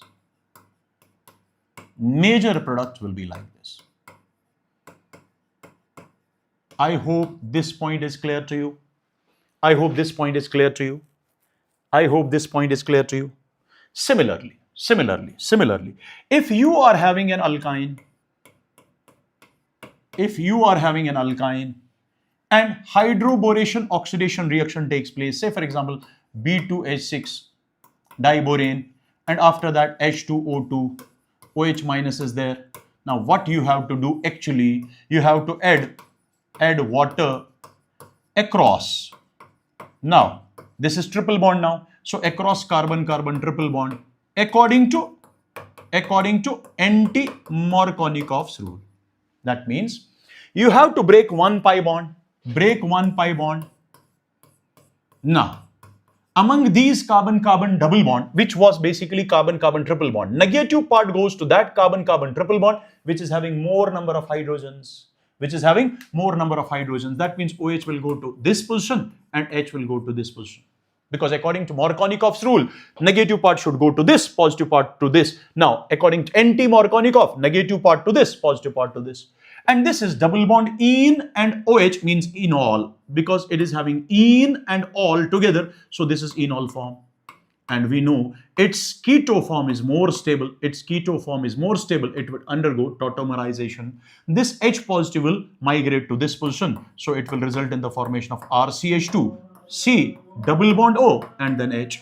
I hope, beta, this point is clear to you. Now it depends on if this is H, that means if this is H, it will be an aldehyde. But if this is not H, it is other than H, that means this is carbon, then this is carbon. At that time, beta, this will be a ketone formed during this reaction. That means here, what has happened, we have added water, but indirectly, this is indirect hydration. So during indirect hydration of, say alkyne, it can be an aldehyde like this if it is H. But if this is not H, this is any group which is other than hydrogen, then we can get what we call ketone as well here. So this can be either aldehyde or ketone depending upon the value of this. If this is H, then it is aldehyde. If this is not H, then it is a ketone. I hope this is clear to you. After that, we have another reaction, that is oxymercuration demercuration. Once again, oxymercuration demercuration is indirect hydration. It is once again indirect hydration. Reaction of either alkenes, beta, or, my dear students, of alkynes. It is indirect hydration of alkenes, or it is indirect hydration of what we call alkynes. Have a look. If alkene is there, listen carefully. If alkene is there, you have to check whether it is oxymercuration or not. How to identify that? With the help of reagent. This is mercuric acetate and H2O is there. After that, it is NaBH4. After that, it is sodium borohydride in basic medium. That means whenever you are having reagents like this, you have to add water at that time across carbon-carbon double bond. But dear students, now this water has been added across carbon-carbon double bond according to Markovnikov's rule. You have to add water now across carbon-carbon double bond according to Markovnikov's rule. Remember this, it will be simply like this. So here it will be OH, here it will be H which has been added. That means water has been added across carbon-carbon double bond, but according to Markovnikov's rule. Now this OH came from This OH came from this water. That means it is negative part of this water which is over here. So it came from water. That means if this is D2O, then it's OD. Similarly, it came from NaBH4 OH minus. I hope this point is clear. So this is all about if it is alkene. But if it is alkyne, then what will happen? If it is alkyne, you have to add water, but indirectly by using oxymercuration, demercuration. Then what will happen? Have a look. NaBH4 OH minus. Then what will happen? You just break one pi bond, and then add water. But now across carbon-carbon triple bond, according to what we call Markovnikov's rule. That means negative part will go to that carbon-carbon triple bond which is having lesser number of hydrogens. That means OH will go to this and H will go to this. Once again, this is an enol. This enol will be converted to its more stable keto form. So it will result in the formation of RCO, and this will become CH3 because H will be migrated to this. So this was CH2. Once one more H is added, so it becomes RCOCH3. That means it can be ketone or it can be aldehyde depending upon the value of this. If R is H, it is aldehyde. If R is other than, say hydrogen, then this is ketone. So this is simply oxymercuration, demercuration. I hope this is clear. So you can have a look once again. This is oxymercuration, demercuration. After that, another reaction is Kocharov's reaction. But before that, let me know in the chats if this is clear till now. If every reaction is clear till now, let me know in the chats quickly. Come on, dear students. Quick. Waiting for your response. Quick, my dear lovely students. Quick. Okay. At the rate of Dr. Unique is saying crystal clear, sir. Okay. At the rate of Khushi, clear, sir. At the rate of Jaya, yes, sir, clear. At the rate of Shaikh Ahmed, clear, sir. At the rate of Signan, all clear. Okay. At the rate of Signan, beta, questions के लिए अलग session हम start करने जा रहे हैं. For questions, there will be other session, like we will be having different 3 sessions. 2 will be on the basis of previous year, say JEE questions, and another one is what we call the questions most repeated, say organic reactions. I will show you how questions will be framed there in your NEET examinations. But let me tell you one more thing, dear students. The handwritten PDF of today's session, I will be sharing that on my new Telegram channel, and that Telegram channel is t.me/K, after that all alphabets are small. That means it is KK Sir Chemistry class. But you have to search this on Google because this is new channel. So you have to search this on Google, and if you have not joined yet, join quickly so that you will be informed with respect to every organic chemistry class and other details as well. So after this, my dear lovely students, I hope you have noted this, say detail of my Telegram channel. But this is my new Telegram channel, so join it quickly as soon as possible. Now, Kocharov's reaction. What is Kocharov's reaction? It is simply hydration. It is simply hydration of alkynes. It's simply hydration of alkynes. That means addition of water to alkynes. Have a look. This is alkyne, and you have to add water to this. And this reaction takes place in presence of HgSO4, H2SO4, and at high temperature, approximately 333 Kelvin. Now, what will happen? This addition always takes place across carbon-carbon triple bond according to Markovnikov's rule. What is Markovnikov's rule? Negative part goes to that carbon-carbon triple bond which is having lesser number of hydrogens. So you will add like this. You will first of all convert this double bond, triple bond into double bond. Then negative part you have to add to that carbon-carbon, say triple bond which is having lesser number of hydrogens according to Markovnikov's rule, and H to this. Once again, this is enol. Then after that, you will simply tautomerize it to keto form, and this will be the product of the reaction. But sometimes you cannot use Markovnikov statement directly. You cannot use Markovnikov statement directly. For example, you are having this one. You are having unsymmetrical alkene, say for example like this. You are having unsymmetrical alkyne, say for example like this. You are having unsymmetrical alkyne, say for example like this. Have a look. Just a moment. Now, if you are having unsymmetrical alkyne, say for example like this, and you have to add water. You have to add water across, say carbon-carbon triple bond. Now, what will you do? Negative part goes to that carbon-carbon triple bond which is having lesser number of hydrogens, but these carbon-carbon triple bond does not have any hydrogen. Then what to do? Add negative part to that carbon-carbon triple bond which can form more stable carbocation. Listen carefully. Say for example, let me erase this example. Let me write down this example. Have a look. Let me show this example in this fashion. Have a look. If you are having an alkyne like this, unsymmetrical alkyne. Have a look. Now, you have to add water across carbon-carbon triple bond during Kocharov's reaction or hydration reaction. You have to add carbon-carbon triple bond. You have to add water across what we call carbon-carbon triple bond.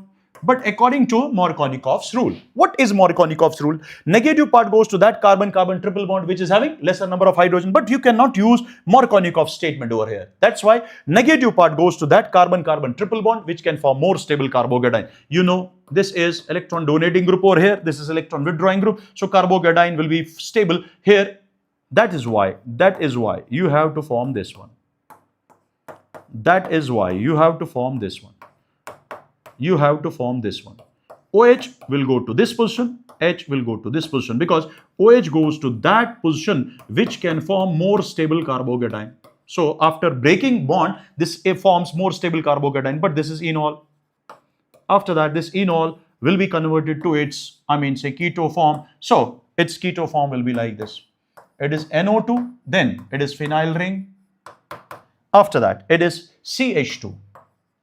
Then, dear students, it is C double bond O. So this will be the major product of this reaction. After that, it is like this. I hope this point is clear to you. Otherwise, it becomes very difficult.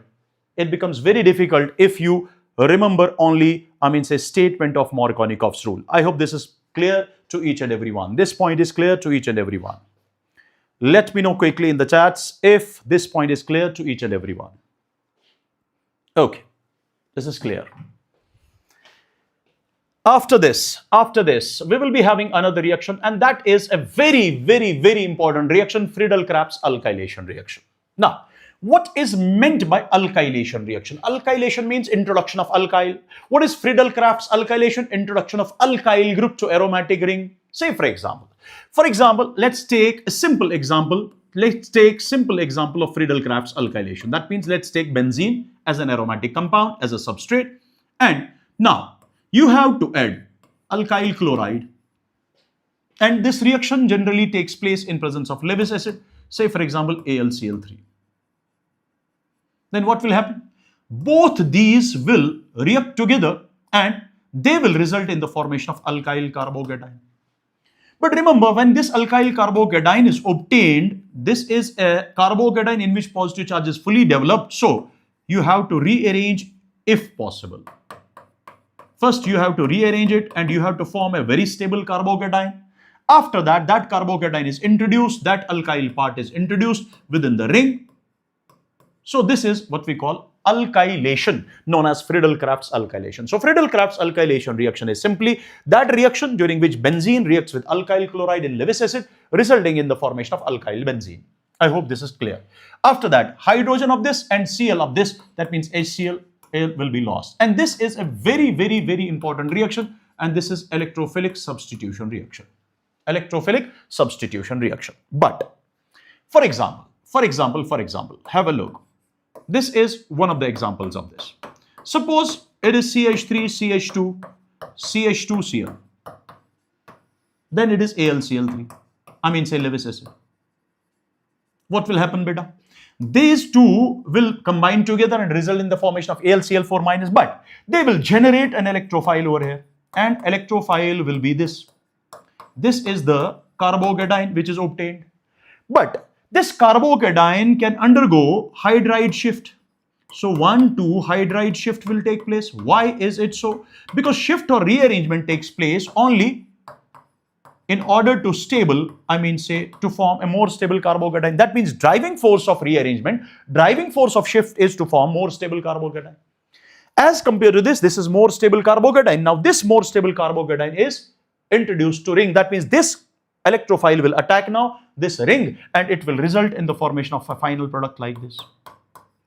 So it is isopropyl benzene, or known as cumene. So isopropyl benzene or cumene is obtained, and side product will be HCl. I hope this point is clear. So these are the what we call alkylating reagents, because alkylation takes place with the help of RCl and Lewis acid. Similarly, if reaction takes place, listen carefully, between once again RCl, once again what we call RCl, but Lewis acid is a weaker Lewis acid. Say for example, Lewis acid is weaker Lewis acid. Weaker Lewis acid generally does not form, bond with Cl, and generally does not break this bond. What will happen? What they result in the formation of? They result in the formation of actually electrophile like this. That means this bond starts breaking, this bond starts forming, but. What is meant by weaker Lewis acid? Weaker Lewis acid is that Lewis acid which cannot accept electrons, AlCl3 accepts electrons more strongly as compared to FeCl3. That's why that is stronger Lewis acid, this is weaker Lewis acid. So if this bond is, weaker bond, this is stronger bond, so this will not be broken and this will not be formed. So in nutshell, what will happen? It will result in the formation of a carbocation over here. Once again, an electrophile part is this.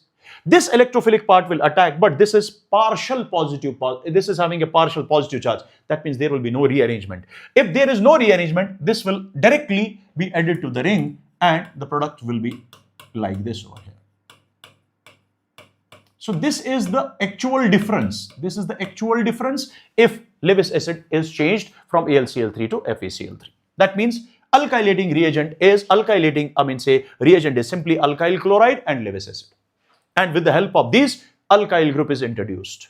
But here alkyl group is introduced without rearrangement. Here alkyl group is introduced but with rearrangement. After that, dear students, there can be other alkylating reagents as well, like alkene. In presence of say for example acid. These two combine together and they will form a carbocation.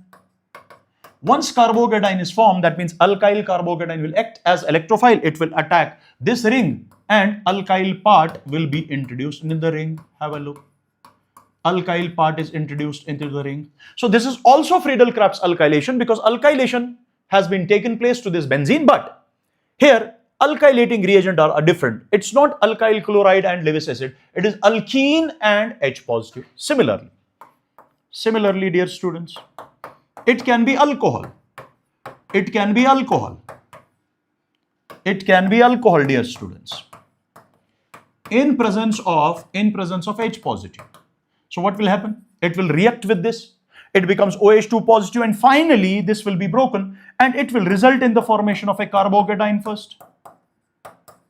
It will result in the formation of a carbocation. Here it's also carbocation. Here you have to check whether rearrangement takes place or not. Here carbocation is formed. Now it will rearrange. It will rearrange so as to form more stable carbocation. So it will form a carbocation over here. Now finally this carbocation will attack this. That means once again alkyl group is introduced. So now tell me, alkylating reagent is either alcohol in presence of acid, either alkene in presence of acid or alkyl chloride in presence of Lewis acid, but generally we take alkyl chloride in presence of Lewis acid. I hope this is clear. Now, tell me, this is substrate and electrophilic part is different, substrate part is different, so this is known as intermolecular Friedel-Crafts alkylation. But sometimes it is like this, sometimes reaction is like this, sometimes reaction is like this.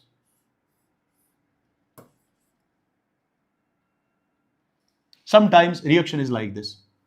That means substrate part and alkyl part is, alkyl chloride part and substrate. That means from which electrophile is generated and same thing substrate, both are present within the same molecule. Have a look.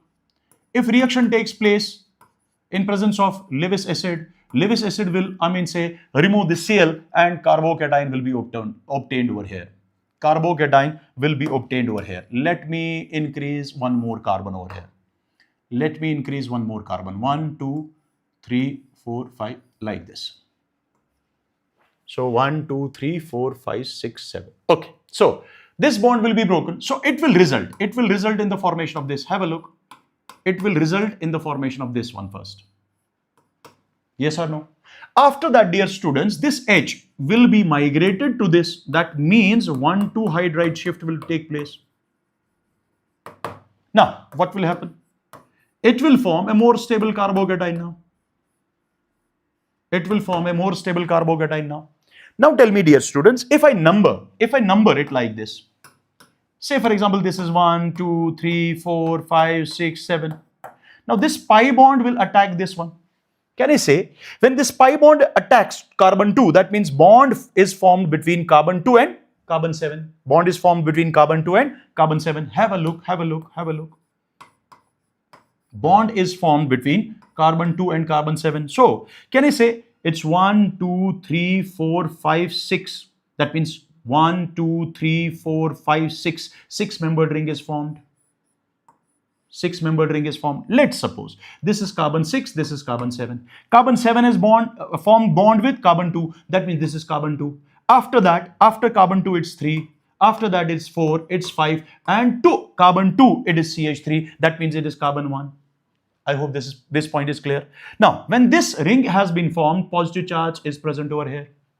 Because this bond, when this bond is broken, then 7th carbon forms a bond. That means its valency is satisfied, but 4th carbon is having, lesser carbon. That's why it acquires what we call a positive charge. Finally, what will happen?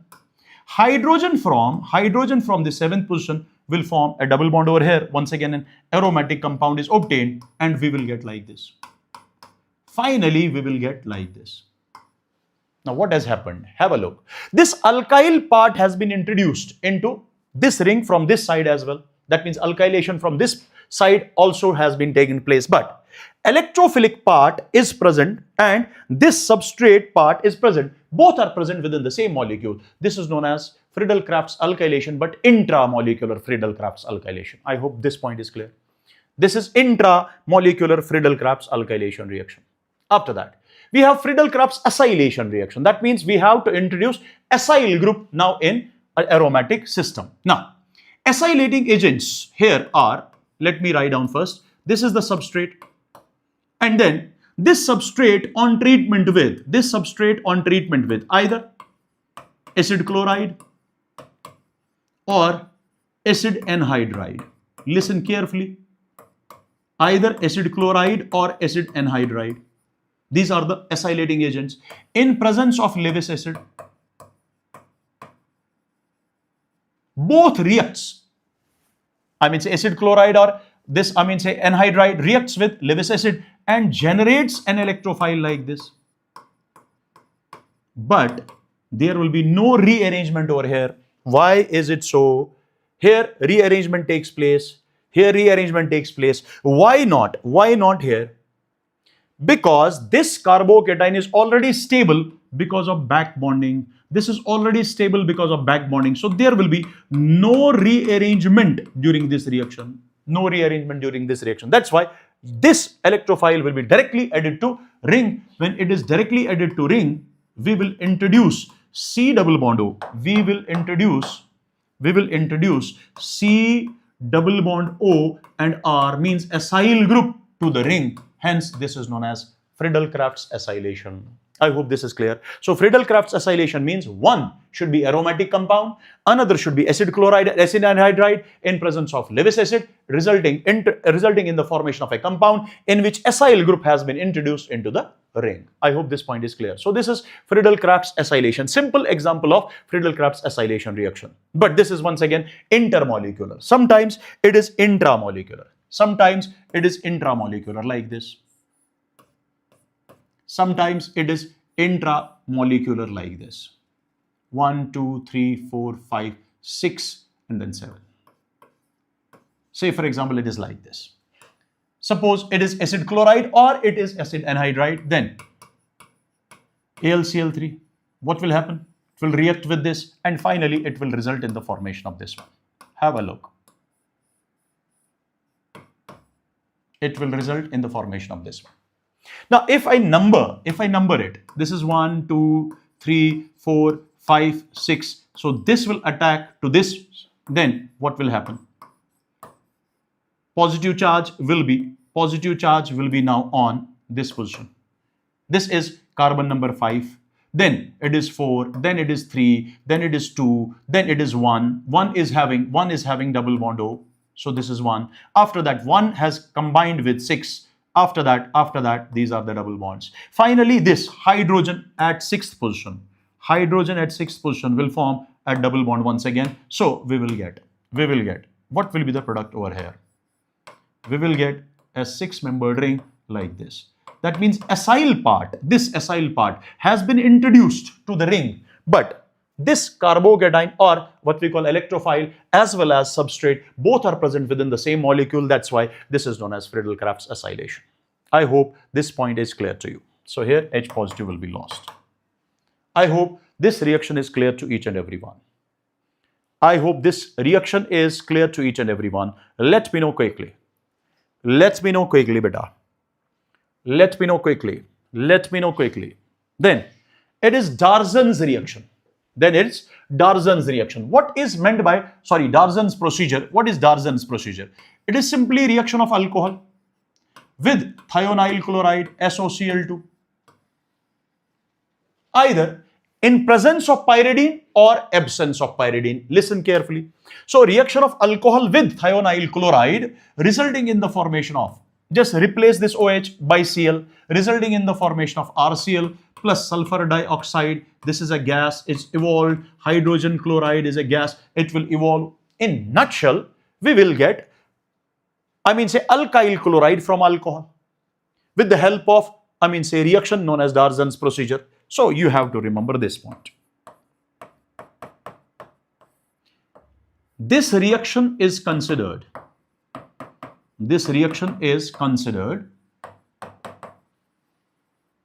as better method to prepare or best method to prepare RCl from ROH, from alcohols. Why is it so? Because here side products or byproducts are gases. They will evolve and we will get alkyl chloride in pure form. Point number 1. This is the point number 1. Point number 2. If this reaction takes place in presence of pyridine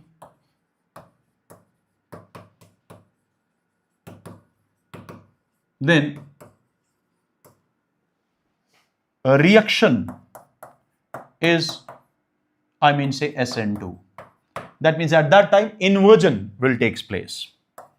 And if this reaction takes place in absence of pyridine, at that time alkyl chloride is obtained. That means reaction is actually, then reaction is SNI. Reaction is SNI. but SNI is generally not in your NEET syllabus. So just try to remember, if alkyl chloride is obtained in presence of pyridine, this is basically obtained with the help of SN2 reaction. That means inversion will take place. But if it takes place in absence of pyridine, then alkyl chloride is obtained with the help of a reaction known as SNI. That means internal or intramolecular nucleophilic substitution reaction. Here retention will take place. Only you have to remember during SN2 inversion, and if it is obtained with the help of SNI, then it is retention. After that, Finkelstein reaction, very simple reaction. It's a halogen exchange reaction. Halogen exchange reaction. First point, halogen exchange reaction. Now, what is meant by that? If you are having alkyl chloride or alkyl bromide, that means if X is Cl or Br, this on treatment with NaI diacetone, or instead of sodium iodide, you can use potassium iodide diacetone. Now, what will happen? In this diacetone, NaI is soluble. That means it is Na positive, I minus. Similarly, it is K positive, I minus. Now, what will happen? This I minus will attack R and Cl or Br will be lost. That means it's a normal SN2 reaction. Normal SN2 reaction. It's normal SN2 reaction. Now, chlorine or bromine will be replaced by iodine. So we will get Ri, alkyl iodide from alkyl chloride or alkyl bromide. What has happened? Chlorine or bromine will be replaced by iodine in this reaction. And number second, it will result in the formation of this Na and X. That means sodium chloride, sodium bromide. Or if we have used Ki, then it is Kx. That means potassium chloride or potassium bromide. It will be obtained. But what is the solvent? Diacetone. This is insoluble in diacetone. It will precipitate out. When it precipitates out from the solution, that means concentration of Na positive, I minus, say concentration of this ion, cation or anion will be, say lesser as per product is concerned. That's why this reaction is favored with the help of Le Chatelier's principle. This reaction will be favored with the help of Le Chatelier's principle as well.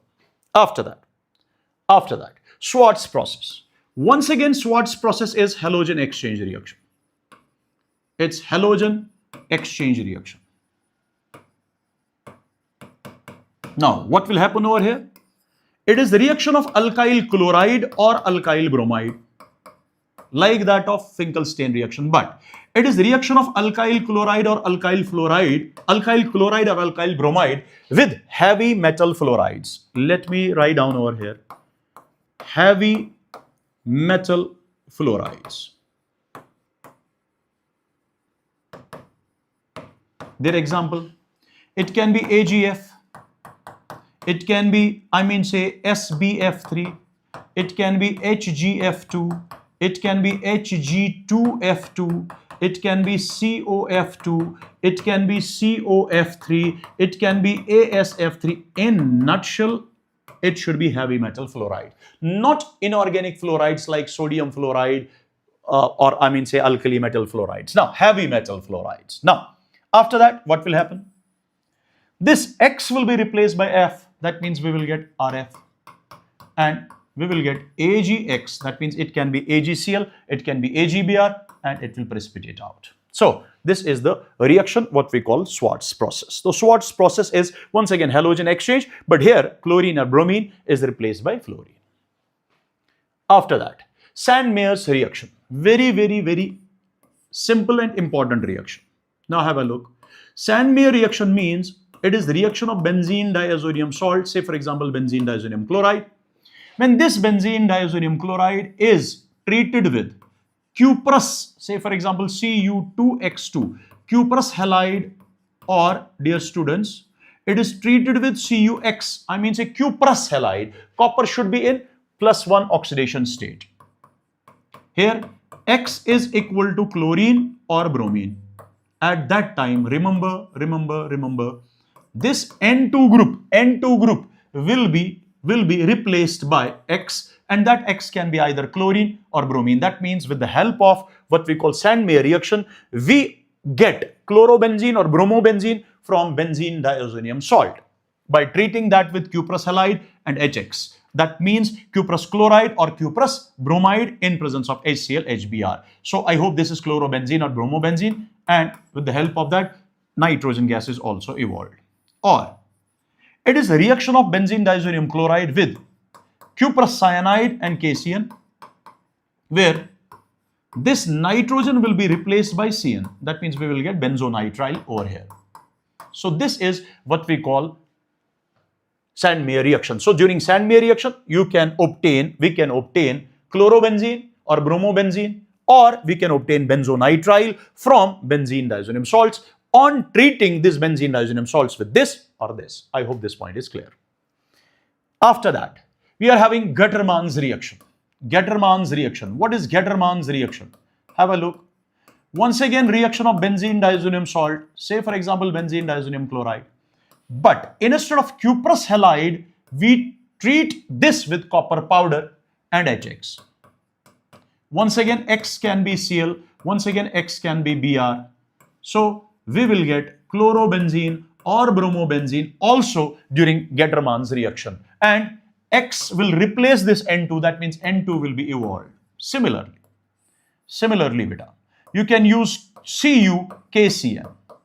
Not cuprous, here it is copper. That means copper is present in 0 oxidation state. And in Sandmeyer reaction, copper is present in +1 oxidation state. Here, we can also get the same products as that of Sandmeyer reaction, but you have to remember this one. You have to remember this point. Yield of Sandmeyer reaction, say products formed in Sandmeyer reaction, they will be always in high yield. That means the yield of Sandmeyer reaction is high as compared to Gattermann's reaction. Now tell me, dear students, if you want to prepare chlorobenzene, bromobenzene or benzonitrile from benzene diazonium chloride, which reaction is preferred? Sandmeyer reaction is preferred over Gattermann's reaction. I hope this point is clear. After that, Bals-Schiemann reaction. What is Bals-Schiemann reaction? Simple. Once, say for example, you are having benzene diazonium chloride, suppose like this. This on treatment with HBF4. First, these ions will be replaced. Negative ions will be replaced over here. So it will result first in the formation of benzene diazonium tetrafluoroborate. This benzene diazonium tetrafluoroborate upon heating results in the formation of fluorobenzene. That means F minus from this will attack. N2 has been lost. That means N2 will be replaced by fluorine, and after that it is BF3. So this reaction, during which fluorobenzene is obtained from benzene diazonium salt, is known as Bals-Schiemann reaction. After that, dear students, there is another very important reaction known as Dow's process. What is Dow's process? Dow's process is simply a reaction of chlorobenzene with sodium hydroxide at a temperature of 623 Kelvin at a pressure of 300 atmospheres, where it first results in the formation of phenol, but that phenol loses H positive because of this base. That means it results in the formation of sodium phenoxide first. Sodium salt of acid, sodium salt of phenol will be obtained first. This upon acidification, what will happen? It will simply results in the formation of phenol. So whenever you get phenol from chlorobenzene by using sodium hydroxide at a temperature of 623 Kelvin, 300 atmosphere, followed by acidification, this reaction is known as Dow's process. And remember, this reaction is an example of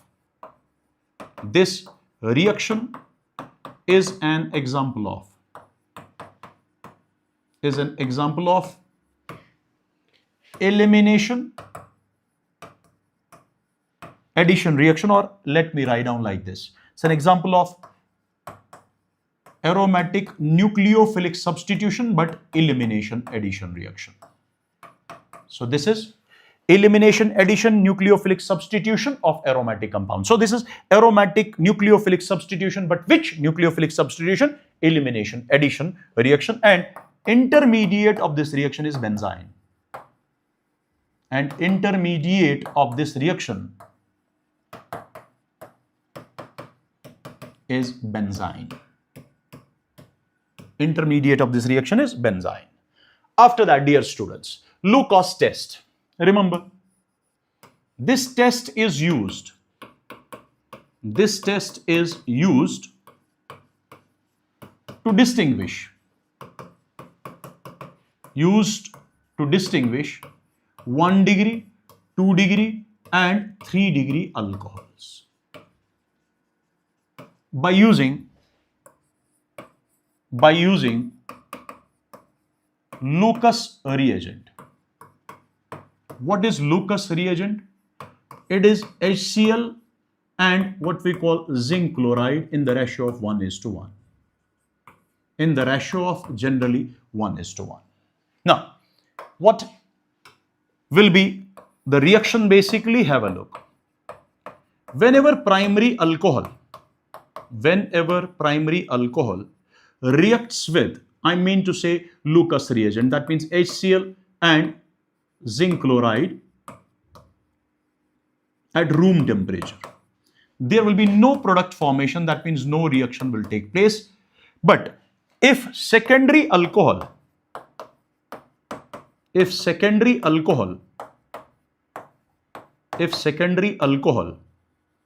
is treated with same type of reagent under room temperature, then this OH will be lost, a carbocation will be formed. After that, to that carbocation, Cl- will attack, and finally we will get alkyl chloride. That means alkyl chloride is obtained over here. Product formation takes place, but formation of this product results in the formation of turbidity. So we can say turbidity appears. Turbidity appears, but try to remember this after 5 to 10 minutes. That means this reaction takes place but slowly. Why? Because secondary alcohol is more reactive than primary alcohol, so it reacts, but secondary alcohol is less reactive than tertiary. That's why it reacts slowly, because its carbocation is not that stable. That means turbidity appears because of formation of product. Here no product is formed, so we can say no turbidity appears. No turbidity appears. So try to remember. Now, if you are having a tertiary alcohol, and we know among these three alcohols, tertiary alcohol can form more stable carbocation after removal of this OH. That is why it results in the formation of reaction very fast. That's why it results in the formation of this product very, very, very fast. So it forms this product very fast. That clearly means turbidity appears. Turbidity appears, but after few seconds. That means turbidity appears immediately. Turbidity appears immediately. Now, listen carefully. If you have to separate 1 degree, 2 degree, and 3 degree alcohol, suppose in this test tube, we don't know whether it is fine 1 degree, 2 degree, 3 degree, we will add Lucas reagent. If turbidity appears immediately, it's tertiary. If turbidity appears after 5-10 minutes, it is secondary alcohol. If turbidity does not appear at all, we can simply say it's a primary alcohol. So with the help of Lucas reagent, we can distinguish primary, secondary, and tertiary alcohol, and this test is known as Lucas test. Now, appearance of turbidity, remember this. Appearance of turbidity is directly proportional to stability of carbocation formed in RDS. You have to remember this. Because once alcohol reacts with H positive, it first forms OH2 positive. OH2 positive will be lost. It forms a carbocation, and that is a rate determining step of the reaction. Second point. Primary alcohol also shows turbidity. Means it also reacts with Lucas reagent, but after heating.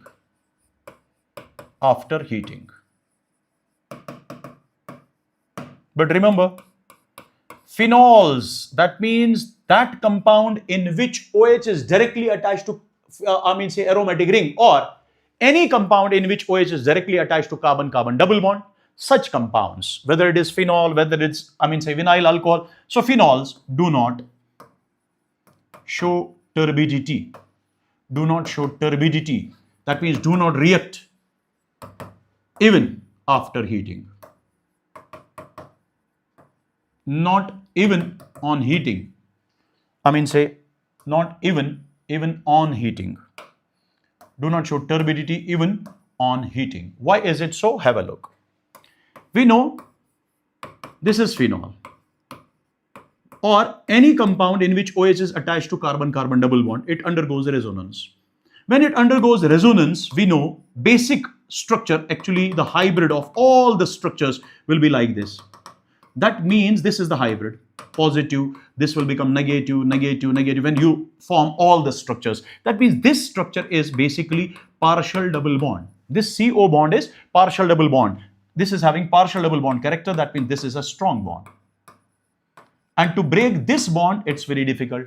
And this is strong because of resonance. So that's why it's very difficult to break CO bond even on heating. I hope this point is clear. So phenols do not show turbidity even on heating. After that, another test is Victor-Meyer's test. Have a look. What is meant by Victor-Meyer's test? Once again, this is used to distinguish. Once again, used to distinguish 1 degree, 2 degree and 3 degree alcohols. Once again, this test is used to distinguish 1 degree, 2 degree and 3 degree alcohols. Listen, my dear lovely students.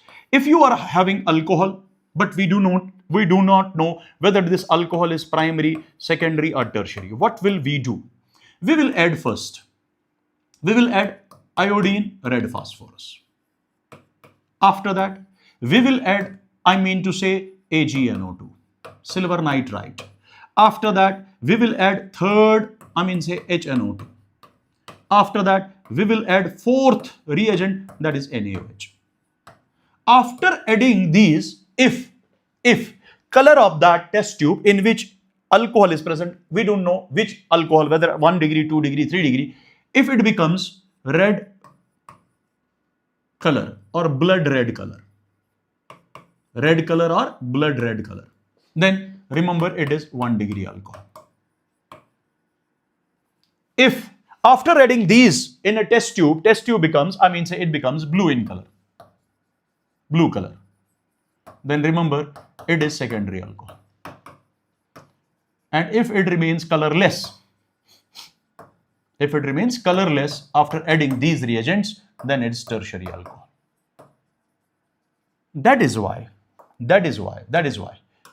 red, blue and colorless, that is why this test is also known as RBC test, means red, blue and colorless test.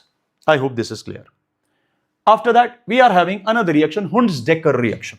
What is Hunds-Decker reaction? Have a look. It is actually reaction of silver salt of carboxylic acid with bromine in CCl4. What will happen? This carbon dioxide will be lost. So it will result in the formation of RBr.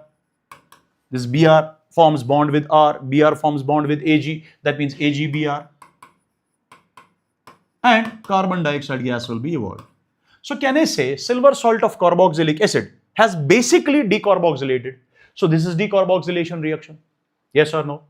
Instead of Cl2, if you use Cl2 instead of this Br2, if we use Cl2 instead of Br2, then similar type of reaction will be obtained, but instead of alkyl bromide, we can use alkyl chloride at that time. So this second reaction is similar type of reaction as that of Hunds-Decker reaction, because Hunds-Decker reaction is simply silver salt of carboxylic acid with bromine resulting in the formation of alkyl bromide. But dear lovely students, if silver salt of carboxylic acid is treated with iodine, then instead of alkyl iodide, we get ester. Instead of alkyl iodide, we get ester. Instead of alkyl iodide, we get ester plus twice AgI plus carbon dioxide. All these reactions are what we call decarboxylation reaction. But first one is known as Hunds-Decker reaction. Second one is similar to that of Hunds-Decker, but dear students, this reaction in which silver salt of carboxylic acid is treated with iodine and then it forms ester instead of alkyl iodide is known as Binborn-Simonini reaction. This is another named reaction. So this is Binborn-Simonini reaction. So what is the end product of Binborn-Simonini reaction? It's ester from carboxylic acid of, from silver salt of carboxylic acid on treatment with iodine. I hope this is clear. But what is the end product of Hunds-Decker reaction? It's alkyl bromide from silver salt of carboxylic acid on treatment with bromine. After that, esterification reaction. Now listen carefully. Esterification can be beta either of alcohol or it can be of phenol. So it's esterification. It is reaction of phenol or alcohol. Aromatic OH is directly attached to aromatic ring, phenol or alcohol. If it is treated with phenol or alcohol is treated with what we call carboxylic acid. If it is treated with carboxylic acid. Now, what will happen? Reaction takes place in presence of H2SO4 or in presence of HCl. What will happen? Have a look. Here, H from alcohol and OH from, carboxylic acid is lost in the form of water. Suppose this OH, this oxygen is having O18 isotope, then what will be the product? H of alcohol or phenol has been lost and instead of that, acyl group has been introduced. So this is simply acylation of alcohol or acylation of phenol. So this is simply acylation of alcohol or acylation of phenol because hydrogen has been replaced. Alcohol or phenol, hydrogen of alcohol or hydrogen of phenol has been replaced by acyl. So this is acylation of alcohol or acylation of phenol and we get RCOOR or RCOAR. That means we get what we call ester. So acylation of phenol or acylation of alcohol has been taken place and we will get ester over here and this reaction is known as esterification reaction. If same esterification reaction takes place in HCl, so remember this point. Point number 1, esterification taking place, that means above reaction, if takes place in presence of HCl is called Fischer-Sapir esterification. Is called, my dear lovely students, Fischer-Sapir esterification. I hope this point is clear. Second point, rate of esterification. You have to remember this point. Rate of esterification is inversely proportional to size of R in alcohol, in ROH. Similarly, rate of esterification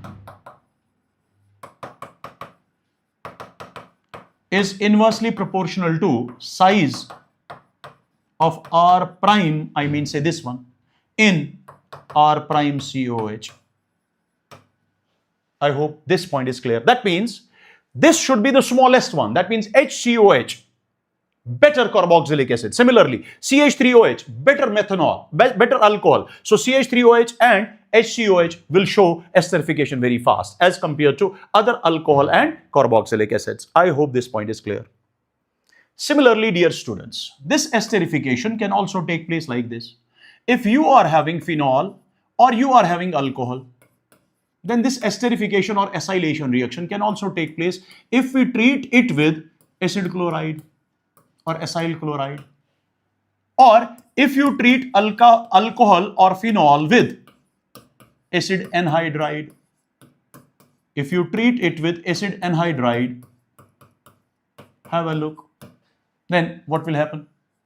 Reaction generally takes place in presence of base, generally pyridine. What will happen? This H will be replaced by this acyl part. Similarly, H will be replaced by acyl part. Then acylation of alcohol or phenol will take place and we will get ester. That means AR or R depending on alcohol or phenol. Now O, then COR prime. So this is ester plus HCl. HCl will be the side product. Here, once again, ester is obtained and side product will be R prime COOH. It will be R prime COO and this H. I hope this point is clear. So once again, this is esterification because of formation of ester, or we can simply say this reaction, or this reaction. These are basically what we call acylation reactions of alcohol and phenol. I hope this point is clear. I hope this point is clear. After that, we are having coal-base reaction. Or this is also known as beta coal-base Schmidt reaction. This is also known as coal-base Schmidt reaction. Or this is also known as carboxylation. That means addition of carbon dioxide, carboxylation of phenol. So what is the reaction over here? Have a look. Whenever you are having phenol and it is treated with sodium hydroxide, first of all, OH minus will abstract this H and it will result in the formation of sodium salt of phenol. This on treatment with carbon dioxide. Here this carbon dioxide will act as electrophile because this is electrophilic substitution reaction. Carbon dioxide will act as electrophile. Reaction takes place at 400 Kelvin, 4 to 7 atmospheric pressure. It first results in the formation of this one.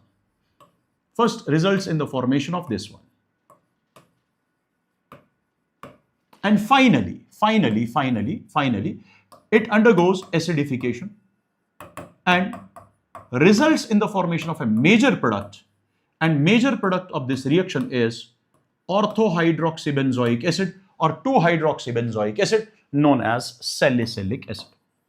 So the major product of coal-base reaction is salicylic acid. I hope this point is clear.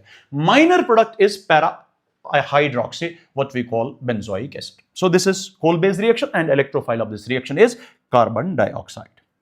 After that, we are having very important reaction, that is Remer-Temer reaction. But before that, let me know in the chats if these reactions are clear till now. Let me know in the chat so that we will start another reaction. That is very important reaction, and that is Remer-Temer reaction. Am I clear till now? Let me know quickly in the chats. Quick.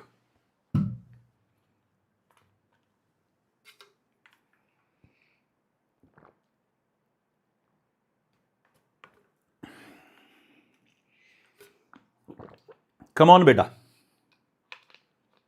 Crystal clear. Okay, that is great. Now, have a look. Which type of reaction is Remer-Temer reaction? Once again, it's a reaction of phenol, but it's a reaction of phenol with chloroform. In presence of base. What will happen over here? First of all, it results in the formation of an intermediate like this.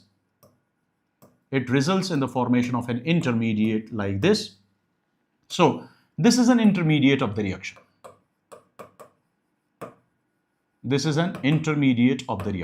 Now, what will happen? Here NaCl is lost. Then water is lost. I hope this point is clear to you. And remember, my dear lovely students, this dichlorocarbene here acts as an electrophile. So the electrophile of this reaction is dichlorocarbene. This is simply electrophilic substitution reaction. Electrophile is dichlorocarbene. It first goes to ortho position or it can go to para, but ortho one will be the major product. After this, this is treated with NaOH. So OH will replace these Cl groups, and then both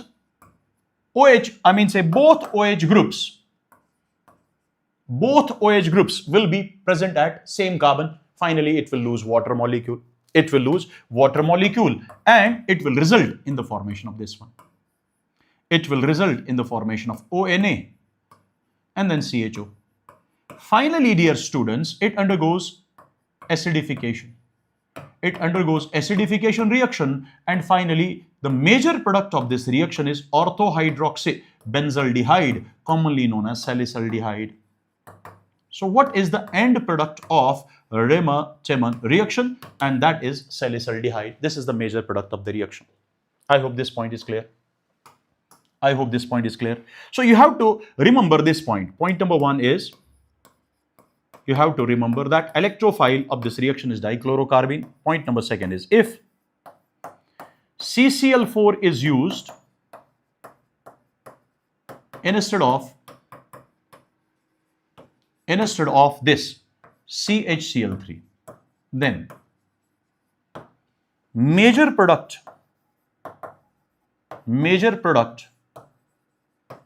of the reaction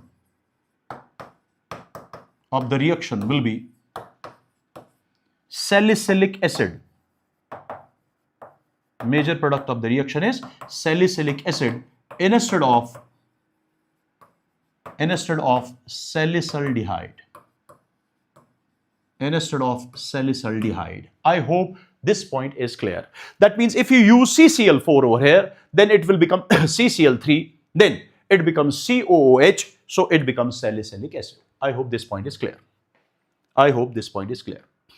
After that, Lieberman's nitroso test. So remember, this Lieberman's nitroso test basically is the test to identify phenolic OH group. It is test to identify phenolic OH group. What does that mean? Have a look. If you are having a phenol, like this is the phenol. This phenol on treatment with nitrous acid, in presence of H2SO4, which acts as a dehydrating agent, undergoes, loss of water molecule. But let me tell you, this nitrous acid has been formed within the reaction by NaNO2 and H2SO4. So remember clear. So you have to remember this clearly. What? Whether it is reaction of phenol with NaNO2, H2SO4, whether it is reaction of phenol with HNO2, it's one and the same, because these two form HNO2.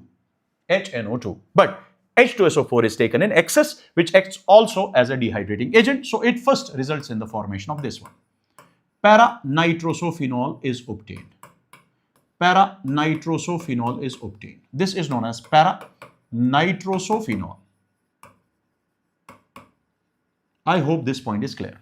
So this nitrosonium ion is introduced into the ring. Nitrosonium ion acts as an electrophile. It will attack this. This is simply electrophilic substitution reaction. After that, what will happen? This hydrogen migration will take place. And it will result in the formation of this product. Double bond O, then double bond here, NOH. And then C double bond NOH is there, it's oxime. So this is known as quinone oxime. So listen carefully. First quinone oxime is obtained. After that, this quinone oxime will react further with phenol in presence of H2SO4. Once again, this quinone oxime, I will write down it in this fashion like this. OH here, and then N, then double bond, then ring. Then here double bond and double bond O.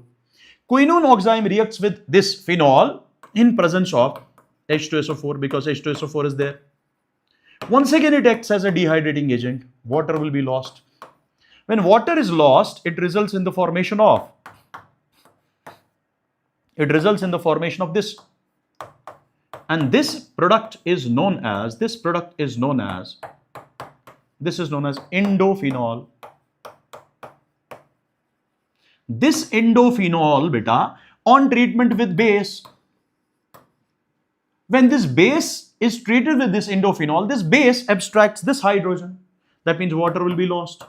OH will abstract this H, it becomes O minus, then Na positive will attract. That means we will get sodium salt of indophenol. We will get over here sodium salt of indophenol. That means here it is N double bond, then it is like this. It is like this. Have a look. This is known as sodium salt of indophenol. Its color is blue.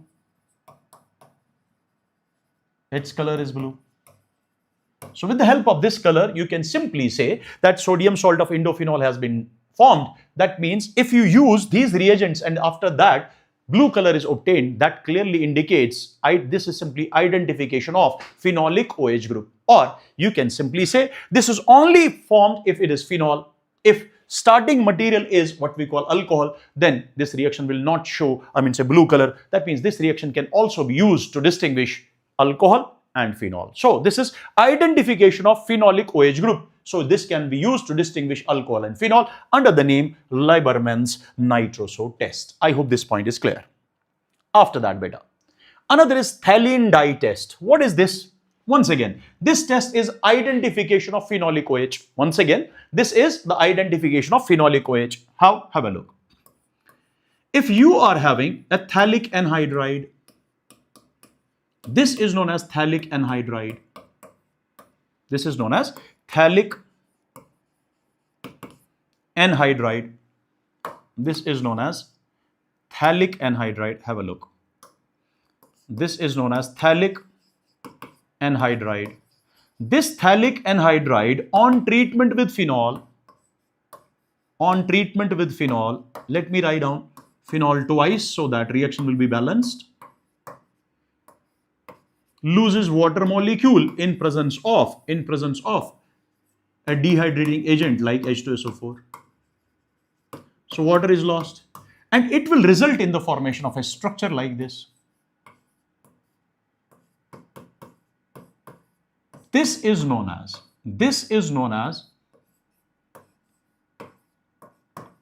so this para position is, joined with this carbon. Similarly, this para. So phenol is joined to that phthalene group with the para position. From the para position, this is known as phenolphthalein,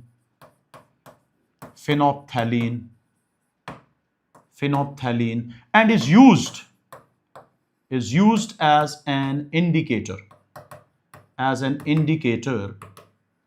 during acid-base titration.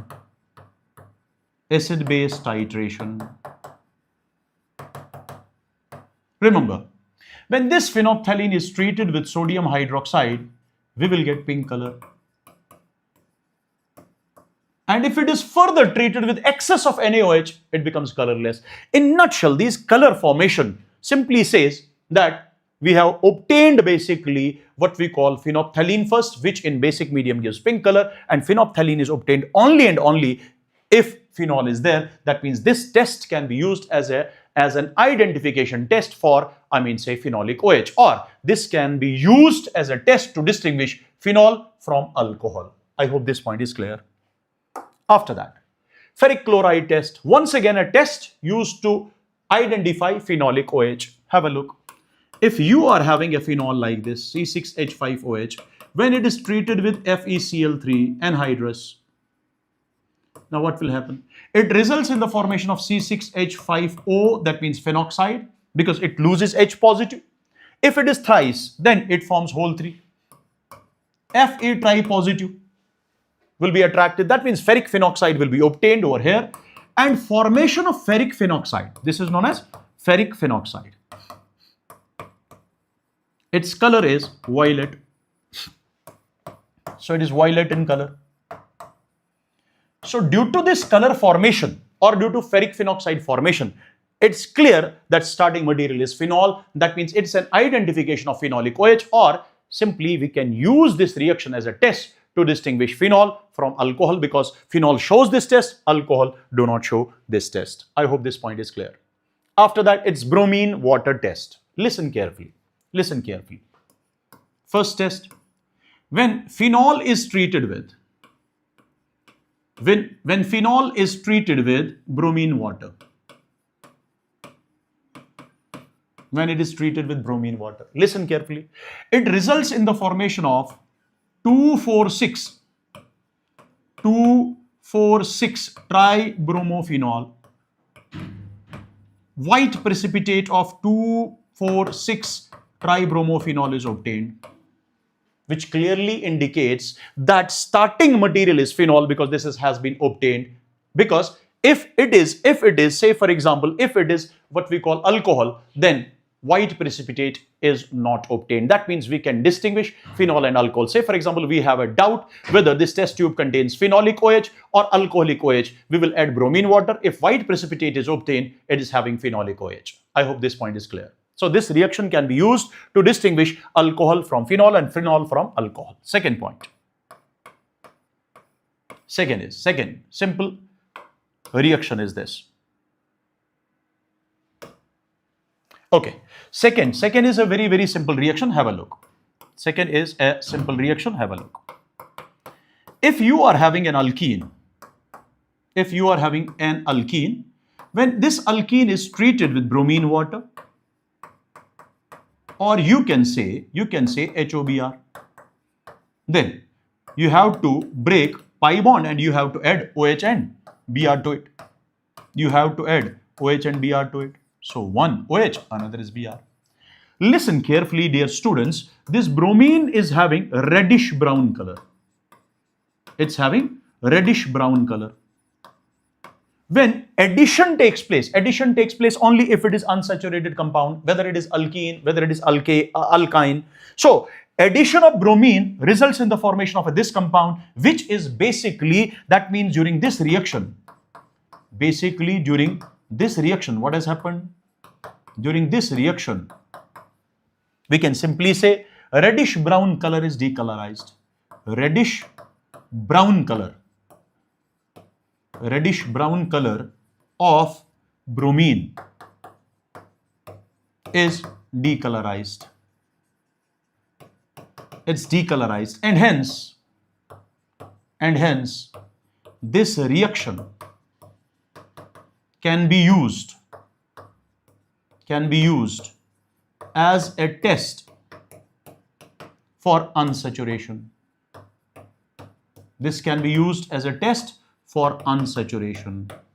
I hope this point is clear. This point is clear to you. This can be used as a distinguishing test between alcohol and phenol. This can be used as a test for unsaturation. That means if you have a doubt whether our test tube contains alkane or alkene, we will add bromine water. If reddish brown color has been decolorized, then we will simply say it's alkene. Similarly, if we have doubt whether test tube contains alkane or alkyne, then add bromine water. If color is decolorized, then it's alkyne. If it is not decolorized, then it is alkane. So with the help of this reaction, you can distinguish alkene from alkane or alkyne from alkane. That means this is used as a test for unsaturation. After that, Bowelt-Blanc reduction. Have a look. This is ester. This is ester. Ester upon reduction by using sodium in alcohol. Listen carefully. Ester upon reduction by using sodium in alcohol, what we have to do is we have to break this bond. We have to add hydrogen and hydrogen to this. Similarly, let me use another color. Similarly, break this carbon-oxygen bond, add hydrogen to this carbon and hydrogen to oxygen. Now tell me, what is the product? RCH2OH, R prime OH. That means you will get alcohol over here. RCH2OH and R prime OH. So reduction of ester, this is ester. From ester we get alcohol. So reduction of ester to alcohol by using sodium in alcohol is known as what we call Bowelt-Blanc reduction. I hope this point is also clear to you. After that, Williamson synthesis. My dear lovely students, what is meant by Williamson synthesis? Very simple reaction. A reaction of alkoxide or reaction of phenoxide. A reaction of alkoxide or reaction of phenoxide with alkyl halide,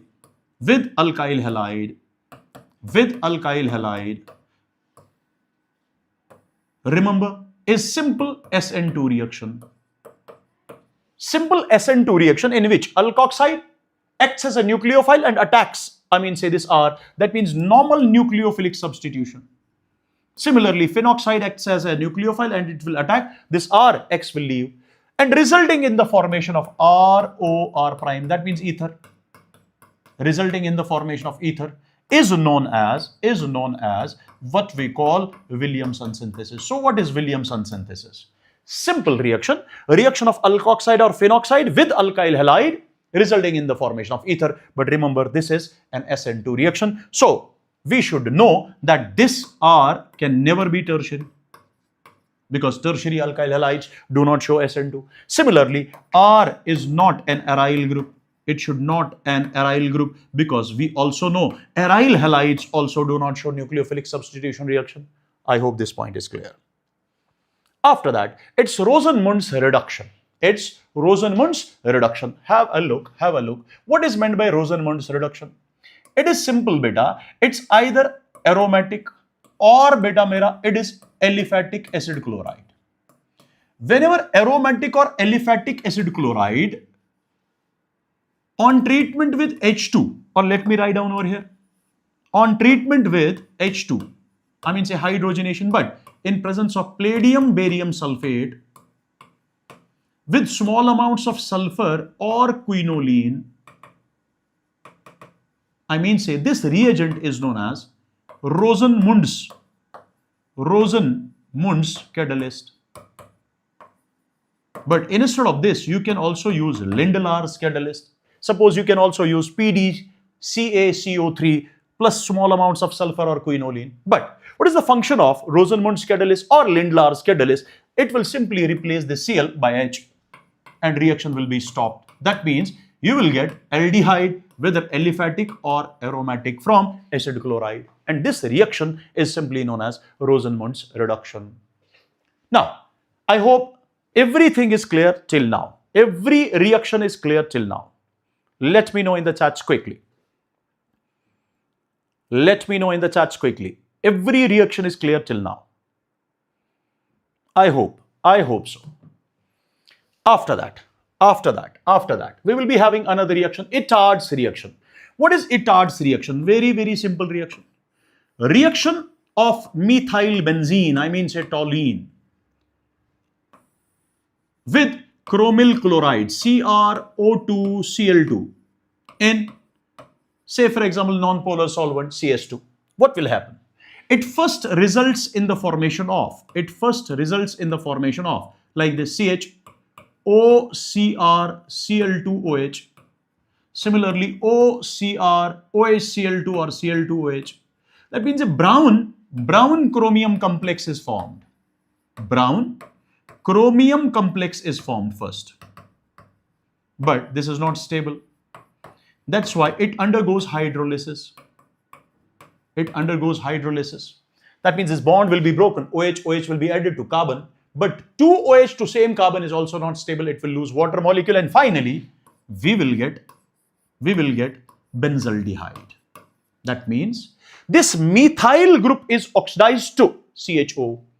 When toluene gives benzaldehyde by treating with chromyl chloride followed by hydrolysis, we call that reaction as Itard reaction. I hope this point is clear. After that, it's Gattermann-Koch reaction. Once again, electrophilic substitution reaction. This is a reaction of benzene with carbon monoxide and HCl in presence of AlCl3 and say for example CuCl acting as a catalyst. Now, what will happen? These will form an electrophile like this. This electrophile will be added to, say ring. In nutshell, this is formylation reaction. But which formylation? Gattermann-Koch formylation. Why formylation? Because formyl group has been introduced. Or this is Gattermann-Koch aldehyde synthesis as well. Why? Because aldehyde has been obtained from this. So whenever benzene is treated with this reagent resulting in the formation of benzaldehyde, reaction is known as Gattermann-Koch aldehyde synthesis, Gattermann-Koch reaction, Gattermann-Koch formylation reaction. So there are 3 names for this reaction. After that, Another is Gutterman formylation, not Gutterman-Koch. Gutterman formylation. So what is Gutterman formylation reaction? Have a look. It is a reaction of benzene with HCN, HCl. That means instead of CO, it is HCN and AlCl3. At first, they result in the formation of this. They result in the formation of this one. This is an electrophile of the reaction. Now, this electrophile is introduced into the ring in this form. Finally, it undergoes hydrolysis. And it results in the formation of benzaldehyde. It results in the formation of benzaldehyde. So once again, aldehyde group has been introduced or formyl group has been introduced. That is why this formylation is known as Gutterman formylation or Gutterman aldehyde synthesis. Next reaction is Clemmensen reduction. Clemmensen reduction is actually reduction of aldehydes or ketones. Remember, it is reduction of aldehydes or ketones, dear students.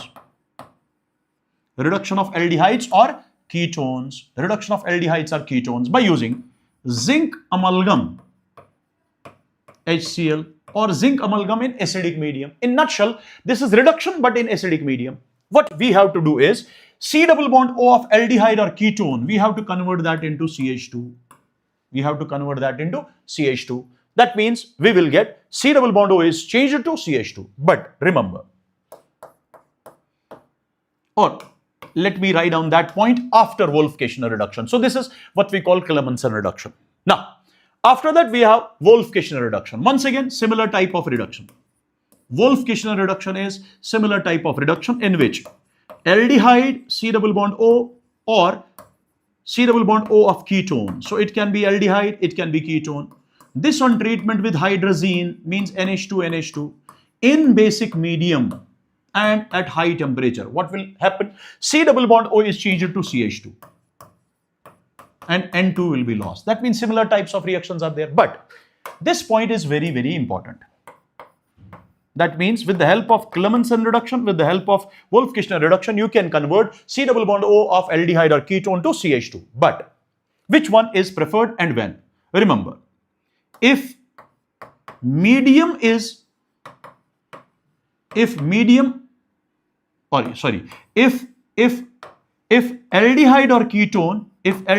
ketone is base sensitive, if it is base sensitive, then that means if aldehyde or ketone can react with base because this is basic medium, then Clemmensen reduction is preferred. Then Clemmensen reduction is preferred. Clemmensen reduction is preferred. This is point number one. Point number two, if aldehyde or ketone is acid sensitive, that means if aldehyde or ketone, other parts of aldehyde and ketone can also react with acid, that is if it is acid sensitive, then remember Wolff-Kishner reduction. Wolff-Kishner reduction is preferred. Wolff-Kishner reduction is preferred to convert C double bond O to CH2. Reduction is preferred at that time. I hope this point is clear. So this reaction is preferred. This reaction is preferred if aldehyde or ketone is what we call acid sensitive. If it is acid sensitive, we will perform Wolff-Kishner reduction. If it is base sensitive, then Clemmensen reduction is preferred. Tollens test. Now have a look. First of all, point number one. This test is shown by all aldehydes. When I say all aldehydes, that means aliphatic as well as aromatic aldehydes. Point number one. This test is not shown by ketones. Is not shown by ketones. In general, ketones do not show this reaction. Okay, this test. Point number third. Then this test can be used. This test can be used to distinguish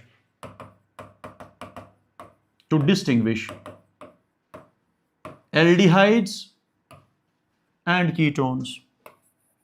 Because aldehydes show this test, ketones do not show this test. I hope this point is clear. Now, if you are having aldehyde, whether it is aromatic aldehyde, whether it is aliphatic aldehyde, what will happen? If this is treated with Tollens reagent, if it is treated with Tollens reagent, what is the formula of Tollens reagent? Ag, NH3, whole 2, and then OH. This is Tollens reagent. And the name of Tollens reagent is ammoniacal silver nitrate solution. Ammoniacal silver nitrate solution. Silver nitrate solution. That means it is actually obtained. It's actually obtained by AgNO3 and NH4OH. I hope this point is clear to you. Now, what will happen? This CHO is oxidized during this reaction. CHO is oxidized during this reaction. And this silver, which is having 1+1 oxidation state, it is reduced. And it is reduced. It is reduced.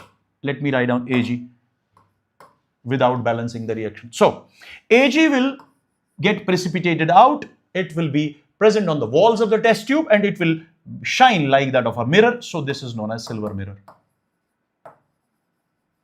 This is a silver mirror. With the help of this, say for example, you have a doubt whether test tube is having aldehyde, whether test tube is having ketone, add freshly prepared Tollens reagent and slightly warm it. If it gives silver mirror or if silver is deposited on the walls of the test tube, then it's aldehyde, otherwise it is ketone. I hope this point is clear. I hope this point is clear. In addition to this, remember, in addition to this, number one, aldehydes, aliphatic and aromatic, aliphatic and aromatic. Listen carefully.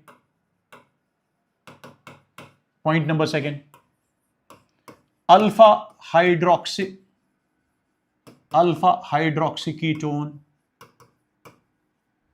Number third, formic acid, that means HCOOH. Number four,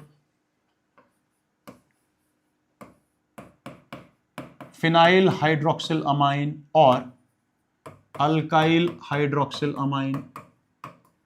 Number five, hemiacetals. Number six, terminal alkynes. All can react with Tollens reagent, but first five gives silver mirror test. First five forms silver mirror, that means they will give silver mirror test. It will not form silver mirror test, but when it reacts with Tollens reagent, it gives white precipitate. So remember this as well. This is extra information for you. After that, dear students, Fehling's test. What is Fehling's test? Now listen carefully. Point number one. This test is given by aliphatic aldehydes only. Aliphatic aldehydes only. What does that mean? What does that mean? Listen carefully. Point number one. Point number second. This test is not shown by aromatic aldehydes and ketones. Yes or no? Point number third. This test can be used. This test can be used as a distinguishing test can be used as a distinguishing test between aliphatic and aromatic aldehydes, between aliphatic and aromatic aldehydes, and between aliphatic aldehydes and ketones, because aliphatic aldehydes show this test, aromatic aldehydes will not show. Aliphatic aldehydes show, ketones will not show. I hope this point is clear. Now, the question is, if it is aliphatic aldehyde, when it is treated with Fehling's solution, listen beta clearly, or what we can simply say Benedict's solution. That means it's Fehling's solution test, or you can also say Benedict's test, because similar reaction takes place between these tests. Benedict's test. Now listen carefully. What is the difference? I will tell you. Now, whether it is Fehling's solution or whether it is what we call Benedict's solution, only it will react with aliphatic aldehyde and it will oxidize aliphatic aldehyde, and itself it gets reduced to Cu2O.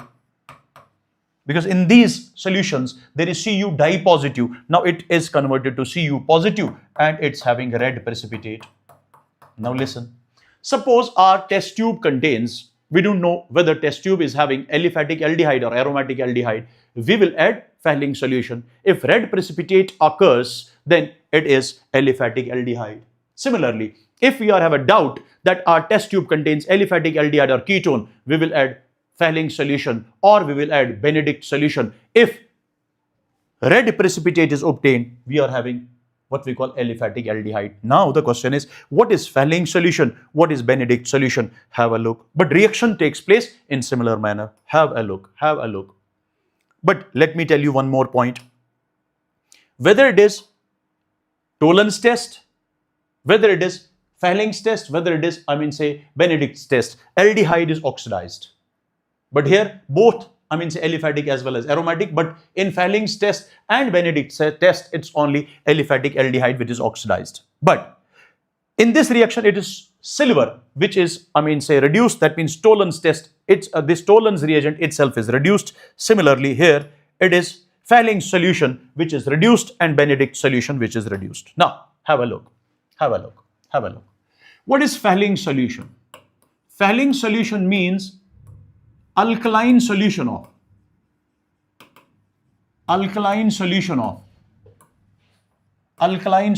copper sulfate containing some Rochelle salt.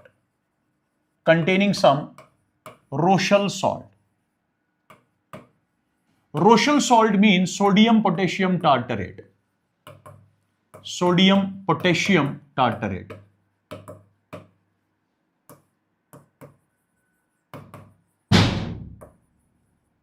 It is sodium potassium tartarate. And remember, it's obtained. How? We add actually Fehling's solution B. We add Fehling's solution B to Fehling's solution A, and after that we will get Fehling's solution. Now, what is Fehling's solution A? It is copper sulfate solution, but it's aqueous solution. It's aqueous copper sulfate solution. Remember this point. And this is alkaline solution of sodium potassium tartarate. That means alkaline solution of Rochelle salt. I hope this point is clear. When this is added to this, it becomes alkaline solution at that time of copper sulfate with small amounts of, Rochelle salt. It's having Cu dipositive. Similarly, beta, this Benedict solution is also having what we call aqueous copper sulfate, but it's having sodium citrate. Instead of this sodium potassium tartarate, there is sodium citrate. This is the only difference. That means it's once again, this is alkaline. That means OH is there, Cu dipositive is there, OH is there, Cu dipositive is there. That's why similar type of reaction takes place in, with aldehyde. I hope this point is clear. In addition to these points, you have to remember one more point. Whether it is Fehling solution, whether it is Benedict solution, aliphatic aldehydes show this reaction. Aliphatic aldehydes show reaction with Fehling solution as well as Benedict solution. Point number one. Point number second, formic acid can also show this reaction. Point number third is that what we call alpha hydroxy ketones also show this reaction. And we know alpha hydroxy ketones show Toland's test, Benedict's test, Fehling's test with the help of a reaction, and that reaction is known as De Bruijn-von Eckenstein rearrangement. I hope that is you have already discussed that reaction somewhere in biomolecules when glucose and fructose, they are in equilibrium with each other. Anyways, you have to remember these shows what we call Fehling's test, as well as and Benedict's test. That means they can react with Fehling solution as well as Benedict solution. After that, we are having 2,4-DNP test. This test, first of all, is shown by number one, aldehydes, number second, ketones, and number third, it's also shown by formic acid. But if we talk about aldehydes and ketones, have a look. This is aldehyde or a ketone. When it is treated with, DNP means 2,4-dinitrophenylhydrazine. This is 2,4-dinitrophenylhydrazine. This is 2,4-dinitrophenylhydrazine. 2,4-dinitrophenylhydrazine. 2,4-dinitrophenylhydrazine. This is hydrazine, NH2 is hydrazine. H has been replaced by phenyl, so phenylhydrazine. Now in this phenyl, it is 2 and 4th position where 2 NO2 groups are there. So this is 2,4-dinitrophenylhydrazine. In acidic medium, what will happen? It will lose water molecule. So water molecule will be lost. So this is known as 2,4-DNP, or it's also known as Brady's reagent. 2,4-dinitrophenylhydrazine or Brady's reagent. It results in the formation of C double bond N, then it is NH, then it is this ring, and in this ring it is NO2 which is present at 2nd position and 4th position. Its name is 2,4-dinitrophenylhydrazone, and its color is generally yellow, orange, or red in color. This is yellow, orange, or red in color. Due to its color, we can simply distinguish aldehyde ketones or this formic acid from rest of the compounds, and the test is known as 2,4-DNP test. That means this test is basically identification of aldehyde, ketone, or formic acid. After that, haloform reaction. First of all, this reaction is shown by those aldehydes and ketones. This reaction is shown by those aldehydes and ketones, listen carefully, which are having this group, which are having this CH3CO group. That means it is shown by only one aldehyde, and that aldehyde is acetaldehyde. Other aldehydes will not show this reaction, and this is shown by those ketones which are known as methyl ketones. Methyl ketones, not all ketones, because ketone C double bond O should be attached to CH3 at least on one side, but only one aldehyde which shows this is acetaldehyde. Second point. This is point number one. Point second is this is shown by alcohols. This reaction is also shown by alcohols, but those alcohols which are having this group CH3 CHOH, that means functional group attached to carbon, OH attached to carbon is, that carbon to which OH is attached is alpha carbon. Alpha carbon should be having obviously OH, H and CH3 at least. After that, it can be H, it can be alkyl, it can be aryl, it can be anything. But alcohol must contain this one. So, for example, if I write down like this, CH3, CH2OH. So alpha carbon is having 1H, 1OH, 1 CH3, 1H, 1 OH, 1 CH3 at least. After that, this R is having H. That means it shows, I mean, say, hello form reaction. Yes or no? Yes or no? After that, second, if I write down CH3, if I write down CH3 and OH, it will not show the reaction. Why? Because this is the alpha carbon. This alpha carbon is having 1H, 1 OH, but this is not having 1 CH3. There should be 1H, 1 OH, and 1 CH3. It will not show. That means with the help of this reaction, we can distinguish ethanol, methanol. Similarly, we can distinguish different alcohols. One in which this group is present, another in which this group is not present. I hope this is clear to you. And what are the reagents over here? What are the reagents over here? Reagents are basically halogen in presence of basic medium. It's also known as like this NaOX, means sodium hypohalite. Now listen carefully. If the value of halogen is iodine, if X2 is I2, iodine is there, then the final product obtained during this reaction, haloform reaction, is CHX3. Product formed, okay, let me write down over here. Product of this reaction, I mean, say, whenever these types of alcohols or these types of aldehydes, ketones react with these reagents, product will be always CHX3, haloform. But if halogen is iodine, then product will be CHI3 and its color is yellow color, yellow precipitate will be obtained. That means, say for example, I am having doubt whether this test tube contains ethanol, methanol. Suppose it's containing ethanol or methanol. What will I do? I will add iodine in presence of NaOH. If yellow color is obtained, that means CHI3 is obtained. CHI3 is obtained only if it shows test. That means our alcohol is ethanol, it's not methanol. And how reaction takes place, have a look. How reaction takes place, have a look. CH3 C double bond OH. We know this shows reaction. This shows reaction. What we have to do is, when it is treated with, say for example, iodine, NaOH, you can use chlorine, you can use bromine. I am using iodine or NaOI. What will happen? Just try to break this bond. Try to break this bond. Listen carefully. C double bond O, to which CH3 is attached to. One of the bonds of CH3 and C double bond O is broken. Convert this CH3 to CHI3 and give ONA to this. Now tell me the product.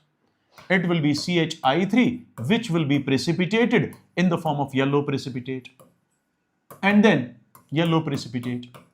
Then it is HC double bond O, ONA. That means it is HC double bond O, ONA. Only this aldehyde shows, I mean, say, iodoform test. Others will not give what we call yellow precipitate. Say for example, this is having ethanol. If I take ethanol with any other aldehyde, suppose this is having ethanol or what we call propanol, aldehyde, any aldehyde, or it's having ethanol, we will add iodine NaOH. If yellow color is formed, that means this is formed, iodoform is formed, that means it's ethanol. If it is not formed, that means it's aldehyde other than ethanol. Similarly, what will happen if this is the reaction? Reaction takes place only by those aldehydes or ketones. We show test. This also shows test. Now, what will we do? We will simply break CH3 and carbon bond, but here two CH3 are directly attached to carbon, one of the CH3 bonds. Convert this into CHI3 and give oxygen with Na to this, depending upon if it is NaOH. If it is KOH, then you have to give OK instead of ONA. I hope this is clear. So it is CHI3, which is a yellow precipitate basically. After that, it is CH3 COONA. So it is CH3 and then COONA. Similarly, if you are having a reaction like this, CH3 CH2OH, can I write this CH2OH in this fashion so that you will remember this forever? Like this. This is alpha carbon. Similarly, this is alpha carbon. Here, CH3 attached to alpha carbon is converted to CHI3. What happens over here? CH3 attached to alpha carbon is converted to CHI3, yellow precipitate.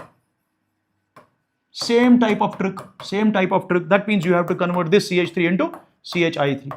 Suppose this is also having CH3, but you have to convert only one CH3 to CHI3. After that, convert this beta into COONA. If CHOH is converted to CONA, H is also there, so it becomes HCONA. H is this one. Then this will be converted to CONA. So reaction will be like this. I hope this point is clear to you. After beta, we are having Schiff's reagent. What is meant by Schiff's reagent test? Have a look.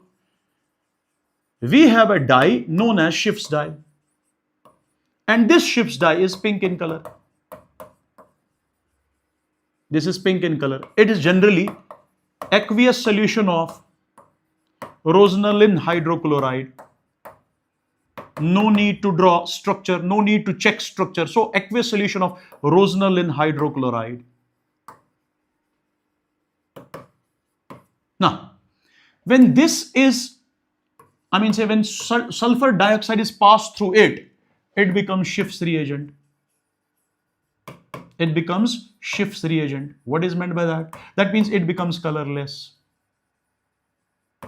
It is now colorless. When it is pink color, it's Schiff's dye. Sulfur dioxide is passed, it is colorless. Now it is what we call Schiff's dye. This on treatment with aldehyde, remember. When this colorless Schiff's reagent is treated with aldehyde, pink color is restored. Pink color is restored. And remember, very important point, ketones do not respond to this test. Ketones do not respond to this test. Do not respond to this test. I hope this point is also clear to you.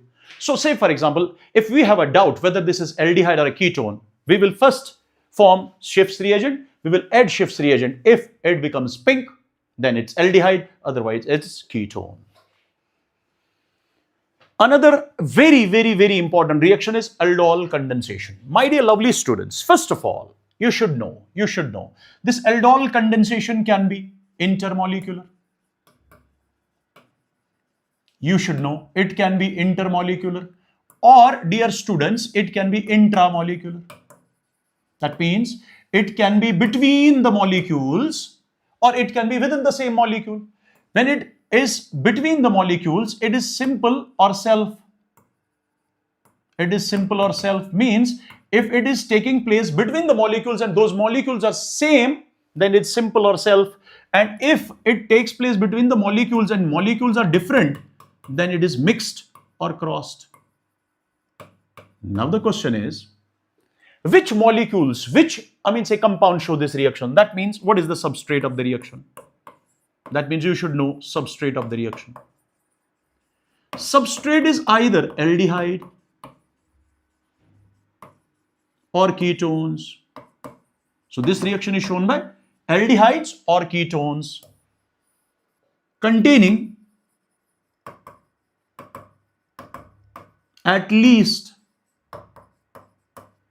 one alpha hydrogen, containing at least 2 alpha hydrogen. Sir, what is this? Containing 1 alpha hydrogen, containing 2 alpha hydrogen.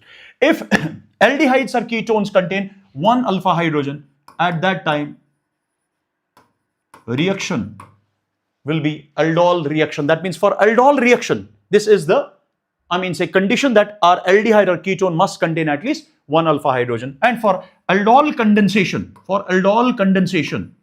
condition is that aldehydes or ketones must contain at least 2 alpha hydrogen. In nutshell, if aldehyde or ketones are having alpha hydrogens, then aldol reaction or aldol condensation take place. Otherwise, it will not take place. And it takes place in presence of base, because in our syllabus, base catalyzed aldol condensation is there. And base generally used are NaOH, dilute, or KOH, dilute, or NaOH 10%, or KOH 10%, KOH 10%, Or you can say aqueous Na2CO3. You can use BaOH whole 2. You can use CaOH whole 2. In nutshell, mild base should be there. Dilute base should be there, I mean to say. I hope this point is clear to you. Now, have a look, have a look, have a look. If you are having an aldehyde like this is having alpha hydrogen. Let me write one more aldehyde in the similar manner. Same type of aldehyde. When two aldehydes are similar, what will happen? Have a look. In presence of, say for example, NaOH, dilute NaOH, what will happen? You have to break CH bond at alpha position. That means you have to think that it is negative part, this is positive part. Similarly, another aldehyde is like this, positive and negative. Just break C double bond O to C single bond O. Give positive to negative, give negative to positive. You will get the product. Now tell me what will be the product. CH3, then it is C, then it is OH, then it is H, then simply it is CH2. Then dear students, it is C double bond OH. This is known as beta hydroxy aldehyde, commonly known as aldol. This is commonly known as aldol. Product is aldol and starting material is aldehyde. In presence of mild base, reaction is known as aldol reaction. Reaction is known as aldol reaction. Listen carefully, listen carefully, listen carefully, beta. Listen carefully, beta. I hope this reaction is known as aldol reaction. So let me color it. Let me color it. That means this reaction. This reaction is, let me write down it with the same color. Let me write down with the same color. This reaction is known as aldol reaction. I hope this point is clear. This reaction can be shown like this. It can be shown like this. It can also be shown like this. Only one aldehyde is there in presence of NaOH. Reaction is this. So you have to think at that time. If only one aldehyde is written, you have to think that it is basically, you have to take it twice and you have to form what we call beta hydroxy aldehyde, or you have to form aldol from it. So this is one and the same. One and the same. Now listen carefully. So this is also what we call aldol reaction. So this is also what we call aldol reaction. This is also aldol. This is also aldol. So this is also aldol. I hope this is clear. One and the same. One and the same. But once aldol is formed, it undergoes loss of water molecule upon heating. It undergoes loss of water molecule upon heating. So aldol upon heating loses water molecule. But from where this H and OH came? From alpha position and from beta position. H from alpha, OH from beta. So what will be the product? Product is CH3, CH, double bond CH, single bond CHO. So this product is alpha beta unsaturated aldehyde. So here alpha beta unsaturated aldehyde is obtained. Is this point clear? Is this point clear? Now let me draw once again this, but a different color, yellowish color. Let's suppose this one, yellow color. Listen beta, listen carefully. Let me write down with this color, similar color, yellow color. If this reaction, that means aldol reaction plus dehydration of aldol, that means from this to this reaction is known as aldol condensation. So what is aldol condensation now? Tell me. Aldol condensation is simply aldol reaction plus dehydration of aldol. Plus dehydration of aldol. I hope this is clear. For aldol reaction, you know the trick. For aldol reaction, you know the trick. Now, let me show you trick for aldol condensation. Let me show you trick for aldol condensation. Now have a look. You are having one aldehyde like this. you will write another aldehyde like this. This is the trick. And if it is NaOH alone, it's aldol reaction. But if it is heat as well, that means you have to finally form aldol condensation. So with the help of heat, have a look.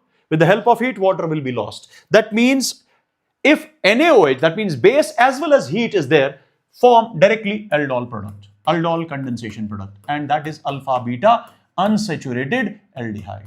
Alpha beta unsaturated aldehyde. I hope this point is clear. I hope this point is clear.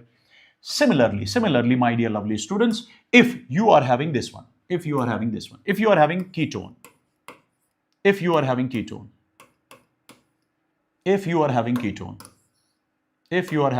have a look. This is ketone known as acetone. This is partial positive charge. This is partial negative charge. Let me show you first trick as per aldol reaction is concerned. This is positive. This is what we call negative part. This is positive part, and we know this is alpha carbon. Just break this carbon double bond oxygen, form carbon single bond oxygen, give positive part to negative part, give negative part to positive part, and aldol reaction takes place in presence of, say for example, let me write down here different, suppose BaOH2. It's not necessary it should be BaOH2, but this is basically the example of what we call your NCERT text. That's why I have changed it to BaOH2. Now, what will be the product? Product will be CH3. Convert this into single bond O and give this positive part to this O. That means it becomes OH. After that, it is CH2C. After that, this is CH3.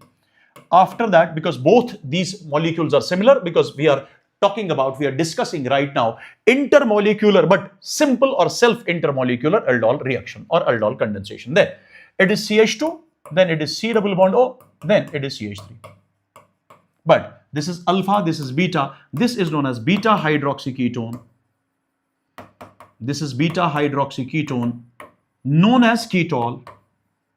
So listen carefully. Whether aldol is obtained, whether ketol is obtained, whether aldol is obtained from aldehyde containing alpha hydrogen, whether ketol is obtained from ketone containing alpha hydrogen, by treating aldehyde or ketone with these amine say types of bases, dilute bases, then reaction is known as aldol reaction. I hope this is clear. This is trick for aldol reaction. What will be the trick for aldol condensation? Have a look. This is the trick for aldol condensation.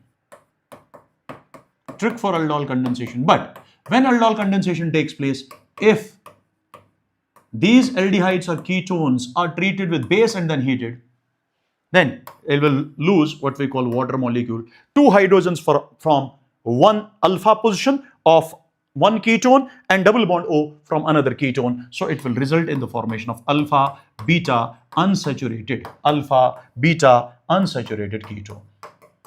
So this reaction is known as alpha beta unsaturated ketone. This is known as aldol condensation. And for aldol condensation, we need two hydrogens. For aldol reaction, we need one hydrogen.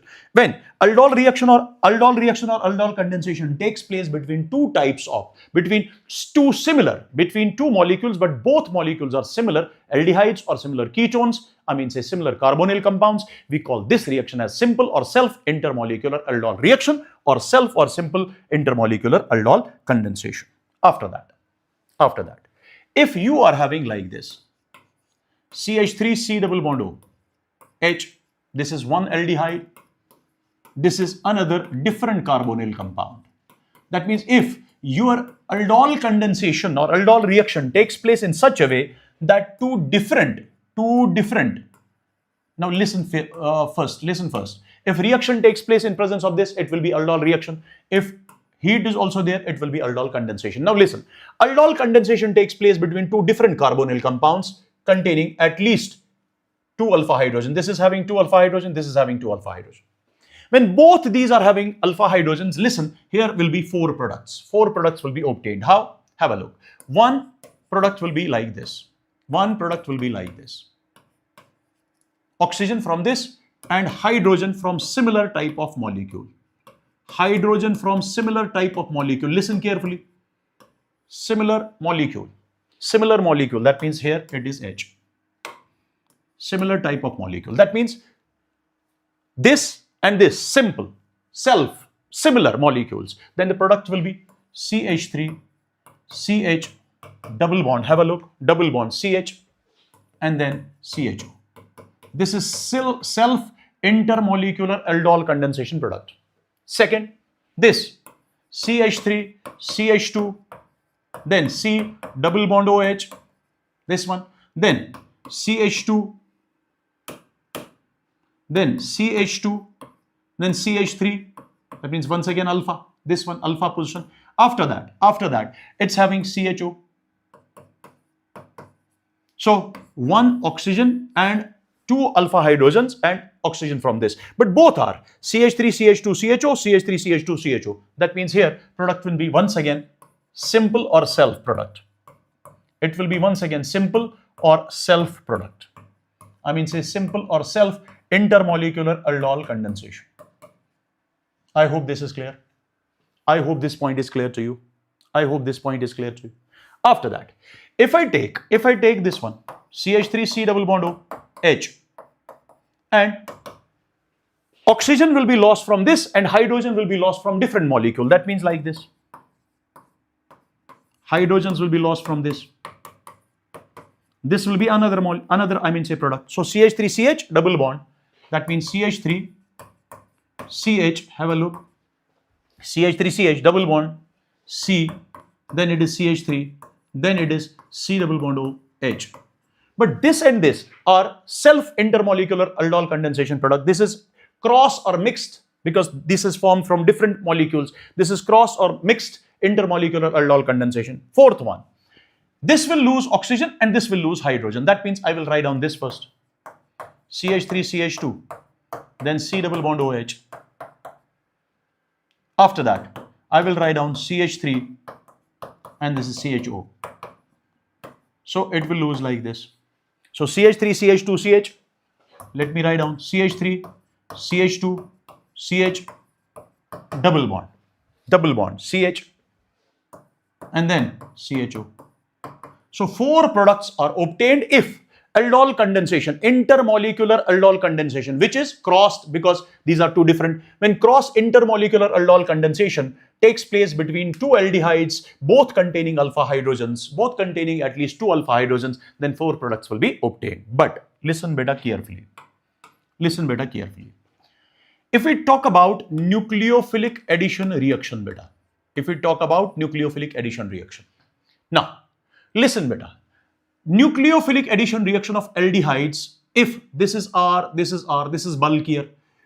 Once bulky groups are surrounded, this aldehyde C double bond O is surrounded by bulky groups, it becomes lesser reactive towards nucleophilic addition reaction. So this is less reactive. This is less reactive towards nucleophilic addition reaction. This is more reactive.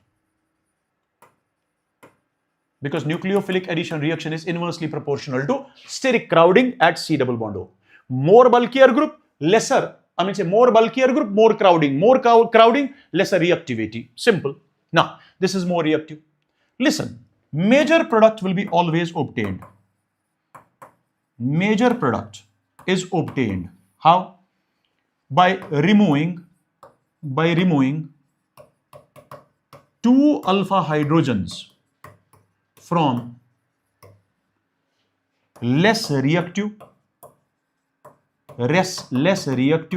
carbonyl compound and oxygen from more reactive carbonyl compound, but this reactivity should be towards nucleophilic addition reaction. Have a look. This is more reactive. It should lose oxygen and it should lose what we call hydrogens. Which type of product is this one? This one.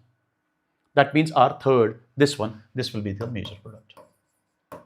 This is the major product of the reaction. I hope this is clear.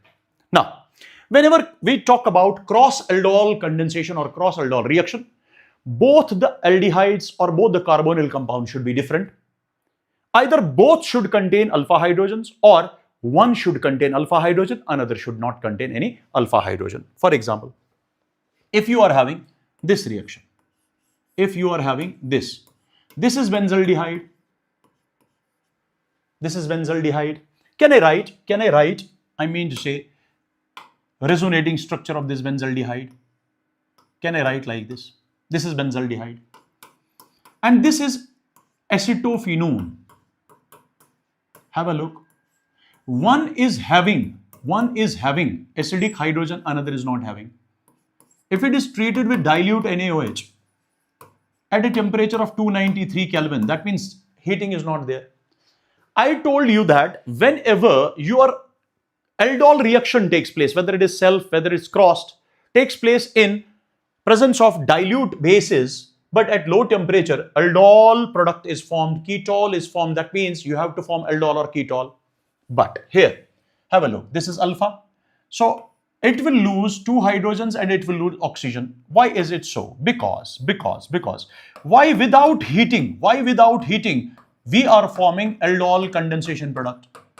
Without heating, that means no need of heat at all. Why? Because this is aldol condensation product. Why don't we form aldol or ketol first? Why we have directly formed aldol condensation product? Because what is aldol reaction product? Beta hydroxyaldehyde or beta hydroxyketone. But we have not formed over here. Reason is that because at this, if you look towards this gamma position, there is a double bond. When double bond is present at gamma position, this double bond, and this double bond, they are in conjugation. That means because of extended conjugation, more resonance will be there. More resonance means more stability. So driving force to form this alpha beta unsaturated product directly from this reaction is that, and that too without heating, is driving force is simply stability or more extensive conjugation or extended conjugation. I hope this point is clear to you. After that, dear students, if your compound is like this, it is CHO, say for example, then it is CH2, then it is CH2 beta, then it is CH2, 1, 2, 3, 4, then it is, say for example, like CH2. Let me write down over here. Can I write this in this fashion? Can I write in this fashion? Can I write in this fashion like this? CH2 on, then it is CHO. So let us suppose this is alpha carbon, and from alpha carbon you have to remove 2 hydrogens, and from another C double bond O you have to remove, say C double bond O. That means if your compound is a dicarbonyl compound, and if it is heated with mild base, then it is aldol condensation, which takes place but within the same molecule. That's why this is known as intramolecular aldol condensation. Now have a look. They will form double bond. Then 1, 2, 3, 4, 5, 6. 1, 2, 3, 4, 5. 5-membered ring is formed, not 6. 5-membered ring is formed in which there is a double bond between 2 carbons. Yes or no? And to one double bonded carbon, there is CHO. So it is like this. So CHO is functional group. This is alpha, this is beta. Alpha beta unsaturated carbonyl compound is obtained. So this is intramolecular aldol condensation. I hope this point is clear. Tell me, beta, is this point clear to you? Let me know in the chats quick. Let me know in the chats quick. Is aldol condensation clear to you? Because our next session will be depending on that how reactions will be asked in your, say, organic chemistry in NEET, how reactions will be asked. Say, how can they design different types of questions? That will be our next session. And after that, next session will be JEE previous year questions part 1. Next session will be JEE previous year question part 2. And those previous year questions of JEE will increase understanding of your organic chemistry. So I hope that everyone will be joining those sessions as well, because I want personally that your organic chemistry should be very much strong. It should not be that rattawala organic chemistry. It should not be that organic chemistry which you always try to remember only. You should know that this reaction plus this reaction gives this one. That's why you have to join all these sessions so that we can solve those questions, because after solving questions, our confidence level will become high and understanding will be very much strong. Now, another reaction is Claisen-Schmidt condensation. What is Claisen-Schmidt condensation? Have a look. It is simply a reaction of what we call aromatic aldehyde without any alpha hydrogen. aromatic aldehyde without any alpha hydrogen. It is simply condensation reaction in which aromatic aldehyde without alpha hydrogen reacts with aliphatic aldehyde containing at least 2 alpha hydrogen, or with aliphatic ketone containing at least 2 alpha hydrogen, or aliphatic ester containing at least 2 alpha hydrogen. Listen carefully. In presence of mild base, in presence of dilute base, have a look. That means it is similar type of reaction as that of aldol condensation, cross aldol condensation. It is similar type of reaction. It is similar type of reaction as that of aldol condensation. But here no need of heat, because we know when it forms alpha beta unsaturated carbonyl compound at gamma position, there is a double bond, extensive conjugation is there. That's why directly we will form what we call condensation product. What? Oxygen from this, 2 hydrogen from this, oxygen from this, 2 hydrogen from this, oxygen from this, 2 hydrogen from this. That means our final product will be, let me write down over here, its resonating structure, so that it will become more easier for you to understand.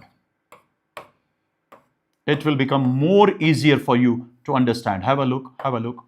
Now, what will be the product? Alpha beta unsaturated aldehyde. It can be alpha beta unsaturated aldehyde. It can be alpha beta unsaturated ketone. Or, my dear lovely students, it can be alpha beta unsaturated ester. So it is simply that reaction. Listen carefully, which is a condensation reaction taking place in presence of dilute bases by reacting aromatic aldehyde without alpha hydrogen with aliphatic aldehyde with at least 2 alpha hydrogens, or aliphatic ketone with at least 2 alpha hydrogens, or aliphatic ester with at least 2 alpha hydrogens, resulting in the formation of alpha beta unsaturated aldehyde, alpha beta unsaturated ketone, or alpha beta unsaturated ester, is known as Claisen-Schmidt condensation. I hope this point is clear. After that, another reaction is Perkin condensation. What is Perkin condensation? It is once again reaction of aromatic aldehyde without any alpha hydrogen. This is condensation of aromatic aldehyde without any acidic hydrogen. Have a look. Without any, alpha hydrogen. Without any alpha hydrogen. With aliphatic anhydride. Containing at least 2 alpha hydrogens. With sodium salt of, say for example, this base. This is sodium salt of acetate acting as a base at a temperature of 453 Kelvin. What will happen? Condensation will take place. That means water will be lost and it will result in the formation of this one. CH double bond, CH single bond, C double bond O, O, then C double bond O, then CH3. It will first result in the formation of alpha, beta, unsaturated anhydride and water. But listen carefully, whenever anhydride is there, water is there, water will, attack this anhydride. In nutshell, anhydride will undergo hydrolysis. That means this bond will be broken, H will go to this position, OH will go to this position. I hope this is clear. This will be OH, and then finally, when reaction takes place, final product will be like this. It is CH double bond CH and then C double bond O and OH. In nutshell, the final product of Perkin condensation is alpha beta unsaturated acid. Final product of this reaction is simply alpha beta unsaturated acid. Just a moment, beta. Okay, final product will be alpha beta unsaturated acid. Just a moment, beta. Just a moment. Wasim sir is basically calling. Just a moment, beta. Zoom in. Thoda bahut time bada isse paana sa. Sir, it's 9 baj. Because bakar kush impeachment ka my reactions. Okay, jigar. Okay, zoom in. Assalamu alaikum. So, I'm saying that here alpha beta unsaturated acid will be obtained and reaction is known as Perkin condensation. So it is condensation of Aromatic aldehyde without alpha hydrogen with aliphatic anhydride containing at least 2 alpha hydrogens, and finally resulting in the formation of alpha beta unsaturated carboxylic acid. After this, benzoin condensation. What is benzoin condensation, beta? This is self condensation. Remember, it is self condensation of benzaldehyde. It is self condensation of benzaldehyde. Listen carefully. It is self condensation of benzaldehyde in presence of alcoholic potassium cyanide. Self condensation of benzaldehyde in presence of alcoholic potassium cyanide. Have a look. This H positive without electron goes to this. That means when this bond is broken, C double bond O is broken, it becomes O minus, it will accept H positive, then this becomes positive charge, then this carbon forms bond with this. In nutshell, carbon-carbon bond is formed, C double bond is O is converted to C single bond O, H goes to this position. That means we will get a self-condensation product like this, CH, this becomes OH. And then it is C double bond O, and then finally it is like this. So this is ketone, main functional group. This is alpha position attached to, that means carbon attached to functional group is alpha. This is alpha hydroxyketone. This is alpha hydroxyketone obtained from benzaldehyde. Obtained from benzaldehyde. This is what we call benzoin. This is what we call benzoin. So, in nutshell, when self-condensation of benzaldehyde takes place in presence of alcoholic potassium cyanide, we get benzoin. Reaction is known as benzoin condensation. Reaction is known as benzoin condensation. Another is Claisen condensation. One was Claisen-Schmidt reaction. Claisen-Schmidt condensation. This is Claisen condensation. What is Claisen condensation? It is a reaction of aliphatic ester. A reaction of, listen carefully, reaction of aliphatic ester. Reaction of aliphatic ester, but it is once again a self-condensation reaction of aliphatic ester containing at least one alpha hydrogen. Now what will happen? It takes place in presence of a strong base, say for example sodium ethoxide. Now this sodium ethoxide will abstract this H, it becomes C minus. In nutshell, what will happen? Have a look. Break this bond, form this carbon and carbon bond, and this O minus will abstract this H finally. That means our product will be CH3, C double bond O. This, then CH2 will form a bond with this. So it is CH2, then C double bond O, then OET, and finally, this ETOH will be obtained, it will be lost. Now, this is ester, main functional group. This is alpha, this is beta. So beta keto ester is obtained. Beta keto ester is obtained as end product of what we call Claisen condensation. I hope this point is clear. After that, dear students, it's another reaction known as Cannizzaro reaction. Very, very, very important reaction. This is, remember, of two types. One is intermolecular. Another is once again intramolecular. Another is intramolecular. Intermolecular is once again two types, self or simple. And dear students, another is crossed or mixed. Now, what are the substrates over here? What is the substrate over here? Substrate is only aldehyde. Ketones do not show this reaction. Aldehydes. But without alpha hydrogen. Aldehydes without alpha hydrogen. Listen.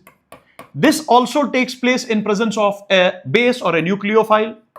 So, base or a nucleophile here is NaOH but concentrated, or KOH but concentrated, or sometimes it is written like this, 50% NaOH or 50% KOH. Listen carefully, dear students. Now, whenever it is between two molecules and both the molecules are, same, it's simple or self. If it takes place between two molecules and both the molecules are different, then it's cross or, mixed. So, if we talk about this one, if we talk about simple or self, intermolecular Cannizzaro reaction, then say for example this is aldehyde, this is another aldehyde.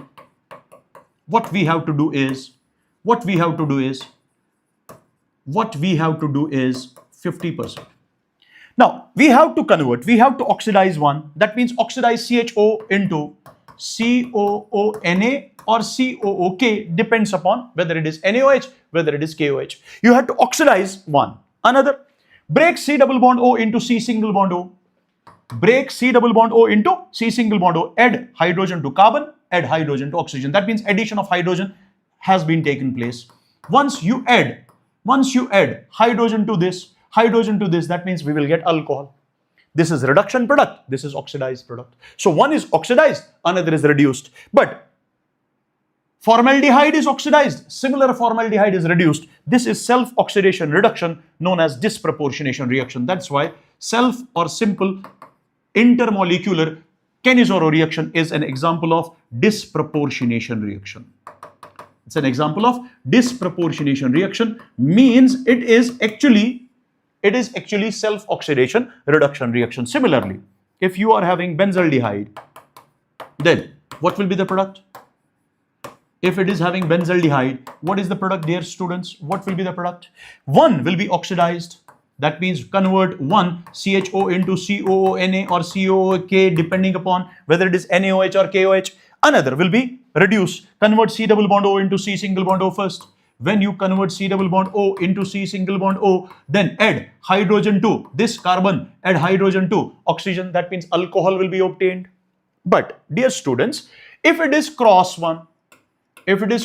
or mixed, that means if aldehydes are different, say for example, one is benzaldehyde, another is formaldehyde. But remember here, both the aldehydes must be such that neither of the aldehyde should contain any alpha hydrogen. Otherwise, Cannizzaro reaction or what we call cross Cannizzaro reaction will not take place. Now, say for example, NaOH concentrated. Listen carefully. This will donate electron to this carbon, but here carbon is deficient. If C double bond O carbon is more deficient, it is more reactive towards nucleophilic addition reaction. So more reactive towards nucleophilic addition. This is less reactive towards nucleophilic addition. That means nucleophilic addition reaction, reactivity is inversely proportional to crowding or directly proportional to inversely proportional to electron donating as well. This is electron donating group. When electron donating group donates electron, it becomes electron rich. It's electron deficient. More electron deficient, more will be the, reactivity towards NAR. Remember, more reactive towards nucleophilic addition reaction is always oxidized. It is always oxidized, and this is always reduced. Reduce this one, oxidize this one. So what will be the product? You have to reduce this. That means convert this into alcohol. So the product will be like this. C, this is H, this is O, add H to this, That means it is CH2OH, alcohol. This will become HCOONA. Oxidize this to sodium salt or potassium salt. I hope this is clear. After that, it is intramolecular. Now have a look. This is dicarbonyl compound. Now, NaOH concentrated. What will happen? Both CHO groups are identical. Now oxidize one, reduce one. That means, say for example, I will reduce this. I will add H to this. Then I have to oxidize another one. But if it is like this,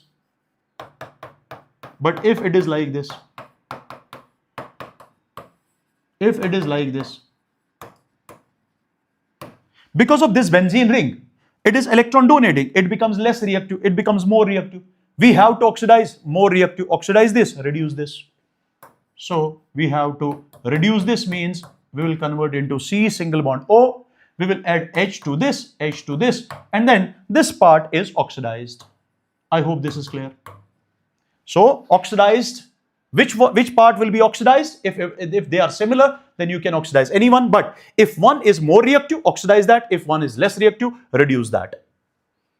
After that, HVZ reaction. Full form of HVZ is Hell-Wohlard-Zelensky reaction. Hell-Wohlard-Zelensky reaction. Have a look. After this beta, what is this reaction? It is simply a reaction of carboxylic acid. So This is a reaction of carboxylic acid containing at least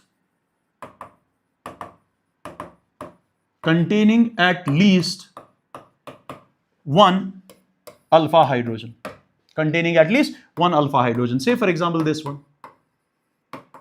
If it is treated with X2 in presence of red phosphorus followed by hydrolysis, but remember X can be either Cl or Br, what will happen? It will simply replace this hydrogen. Halogen will simply replace this hydrogen. That means it's halogenation generally taking place at alpha position. Halogenation of carboxylic acid containing at least one hydrogen taking place at, say alpha position. That means it is generally alpha halogenation, alpha chlorination or alpha bromination. After that, it will be H and X which will be lost. This is known as Hell-Wohlhard-Zelensky reaction. After that, Hoffman's ammonolysis method. Have a look. Whenever you are having alkyl halide but in excess, if alkyl halide is taken in excess, and if it is treated with ammonia, what will happen? Ammonia will attack it and HX will be lost. And it will result in the formation of first primary amine. But as we know, this RX is taken in excess.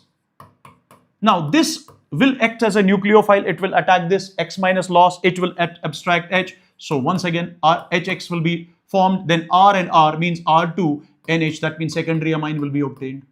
Finally, we know RX is in excess. It will attack, HX will be lost, and we will get tertiary amine. And this tertiary amine on treatment with RX, because RX is taken in excess, results in the formation of quaternary ammonium halide, quaternary ammonium salt. So that reaction in which alkyl halide is taken in excess, treated with ammonia, resulting in the quaternary ammonium salt, followed by, via formation of primary amine, secondary amine, and tertiary amine, is known as Hoffman's ammonolysis of alkyl halide. I hope this point is clear. After that, dear students, Zenin reduction, let me tell you, this is basically selective reduction of nitro group. Selective reduction of nitro group. It's selective reduction of nitro group, dear students. Have a look. If you are having a compound like this, there are two NO2 groups, and you want to reduce only one, then you can use ammonium sulfide, or you can use sodium sulfide, or you can use sodium bisulfide. I mean to say, you can use sulfide or polysulfides so that one of the NO2 groups is reduced, and another remains unaffected. So selective reduction. One of the NO2 groups is reduced to NH2. This is known as Zenin reduction. After that, Mendius reduction. What is meant by Mendius reduction? Cyanide, whether it is aliphatic, whether it is aromatic. When cyanide is reduced with sodium amalgam in ethanol, what will happen? What we have to do is, at that time we have to break these pi bonds and we have to add hydrogens. That means we will get, at that time we will get amine, we will get primary amine. This is converted to CH2, this into NH2. So we will get primary amine. So reduction of cyanide, whether it is aliphatic or aromatic, to aliphatic or aromatic primary amine by using sodium amalgam in alcohol is known as Mendius reduction. After that, Gabriel-Thalamide reaction. What is this reaction? Have a look. When thalamide, this is known as thalamide. This is imide group. It is imide, I-M-I-D-E. Thalamide is treated with alcoholic potassium hydroxide. OH minus, H positive. Let's suppose it will replace this H. So it will result in the formation of. It's a base, and it will result in the formation of this one. N having a negative charge because H positive has been lost, potassium thalamide. Now this potassium thalamide on treatment with RX, a normal SN2 reaction, this will attack and X will leave, and it will result in the formation of this one, C double bond O, and then it is N, then it is R, C double bond O, like this. But you have to remember this R. This R is not tertiary. Similarly, this R is not aryl. Or we can simply say this R is not such that it should not contain carbon double bond here to which halogen is attached. Because if halogen is attached to that carbon which forms a double bond, then because of resonance, CX bond becomes very difficult to break because it becomes a strong bond due to partial double bond character as a result of resonance. That's why it can never be tertiary alkyl, or it can never be what we call aryl halide. After this, hydrolysis takes place. Hydrolysis takes place. This bond will be broken, H and OH. Bond will be broken, H and OH. So we will get phthalic acid. We will get phthalic acid, COOH, COH, and we will get a primary amine, RNH2. RNH2. But this primary amine, listen, this primary amine is primary amine, but it can never be aniline.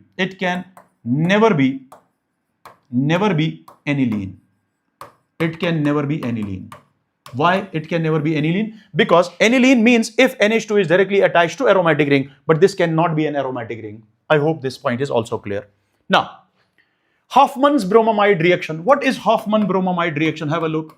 If you are having an amide, whether aliphatic, whether aromatic, if this is treated with bromine, or let me write down over here, if it is treated with bromine and NaOH, or dear students, bromine and KOH, or dear students, NaOBr, or dear students, KOBr, whatever is the reagent, what you have to do, just replace this, remove this CO. That means we will get from primary amide, we will get primary amine with one carbon lesser, with one carbon less as compared to this one. This is known as Hoffman bromamide reaction. You have to remember here, you need 4 moles of this, 1 mole of this to form 1 mole of amine. You remember this? You need 4 moles of NaOH or KOH and 1 mole of bromine to form 1 mole of amine. And intermediates here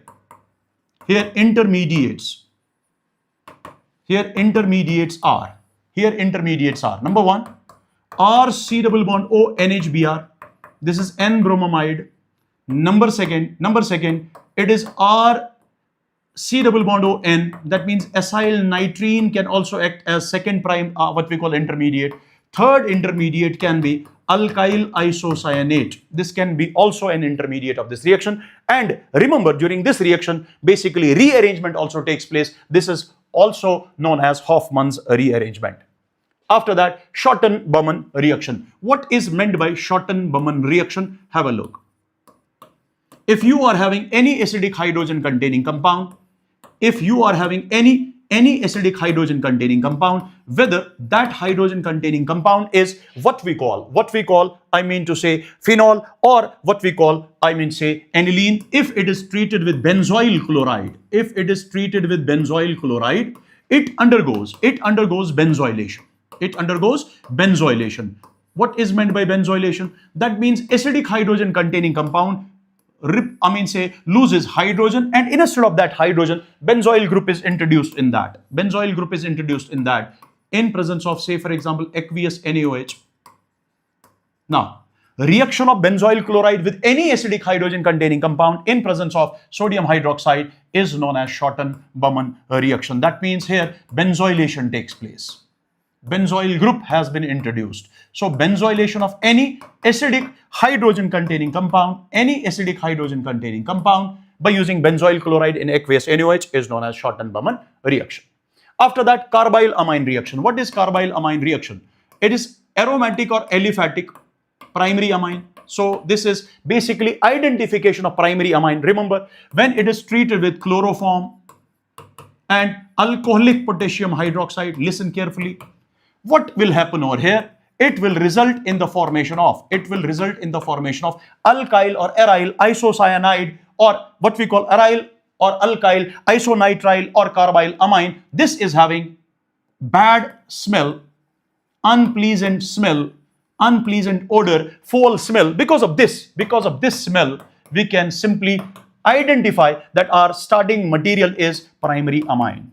So this is used as identification of primary amine. So similarly, it is like this.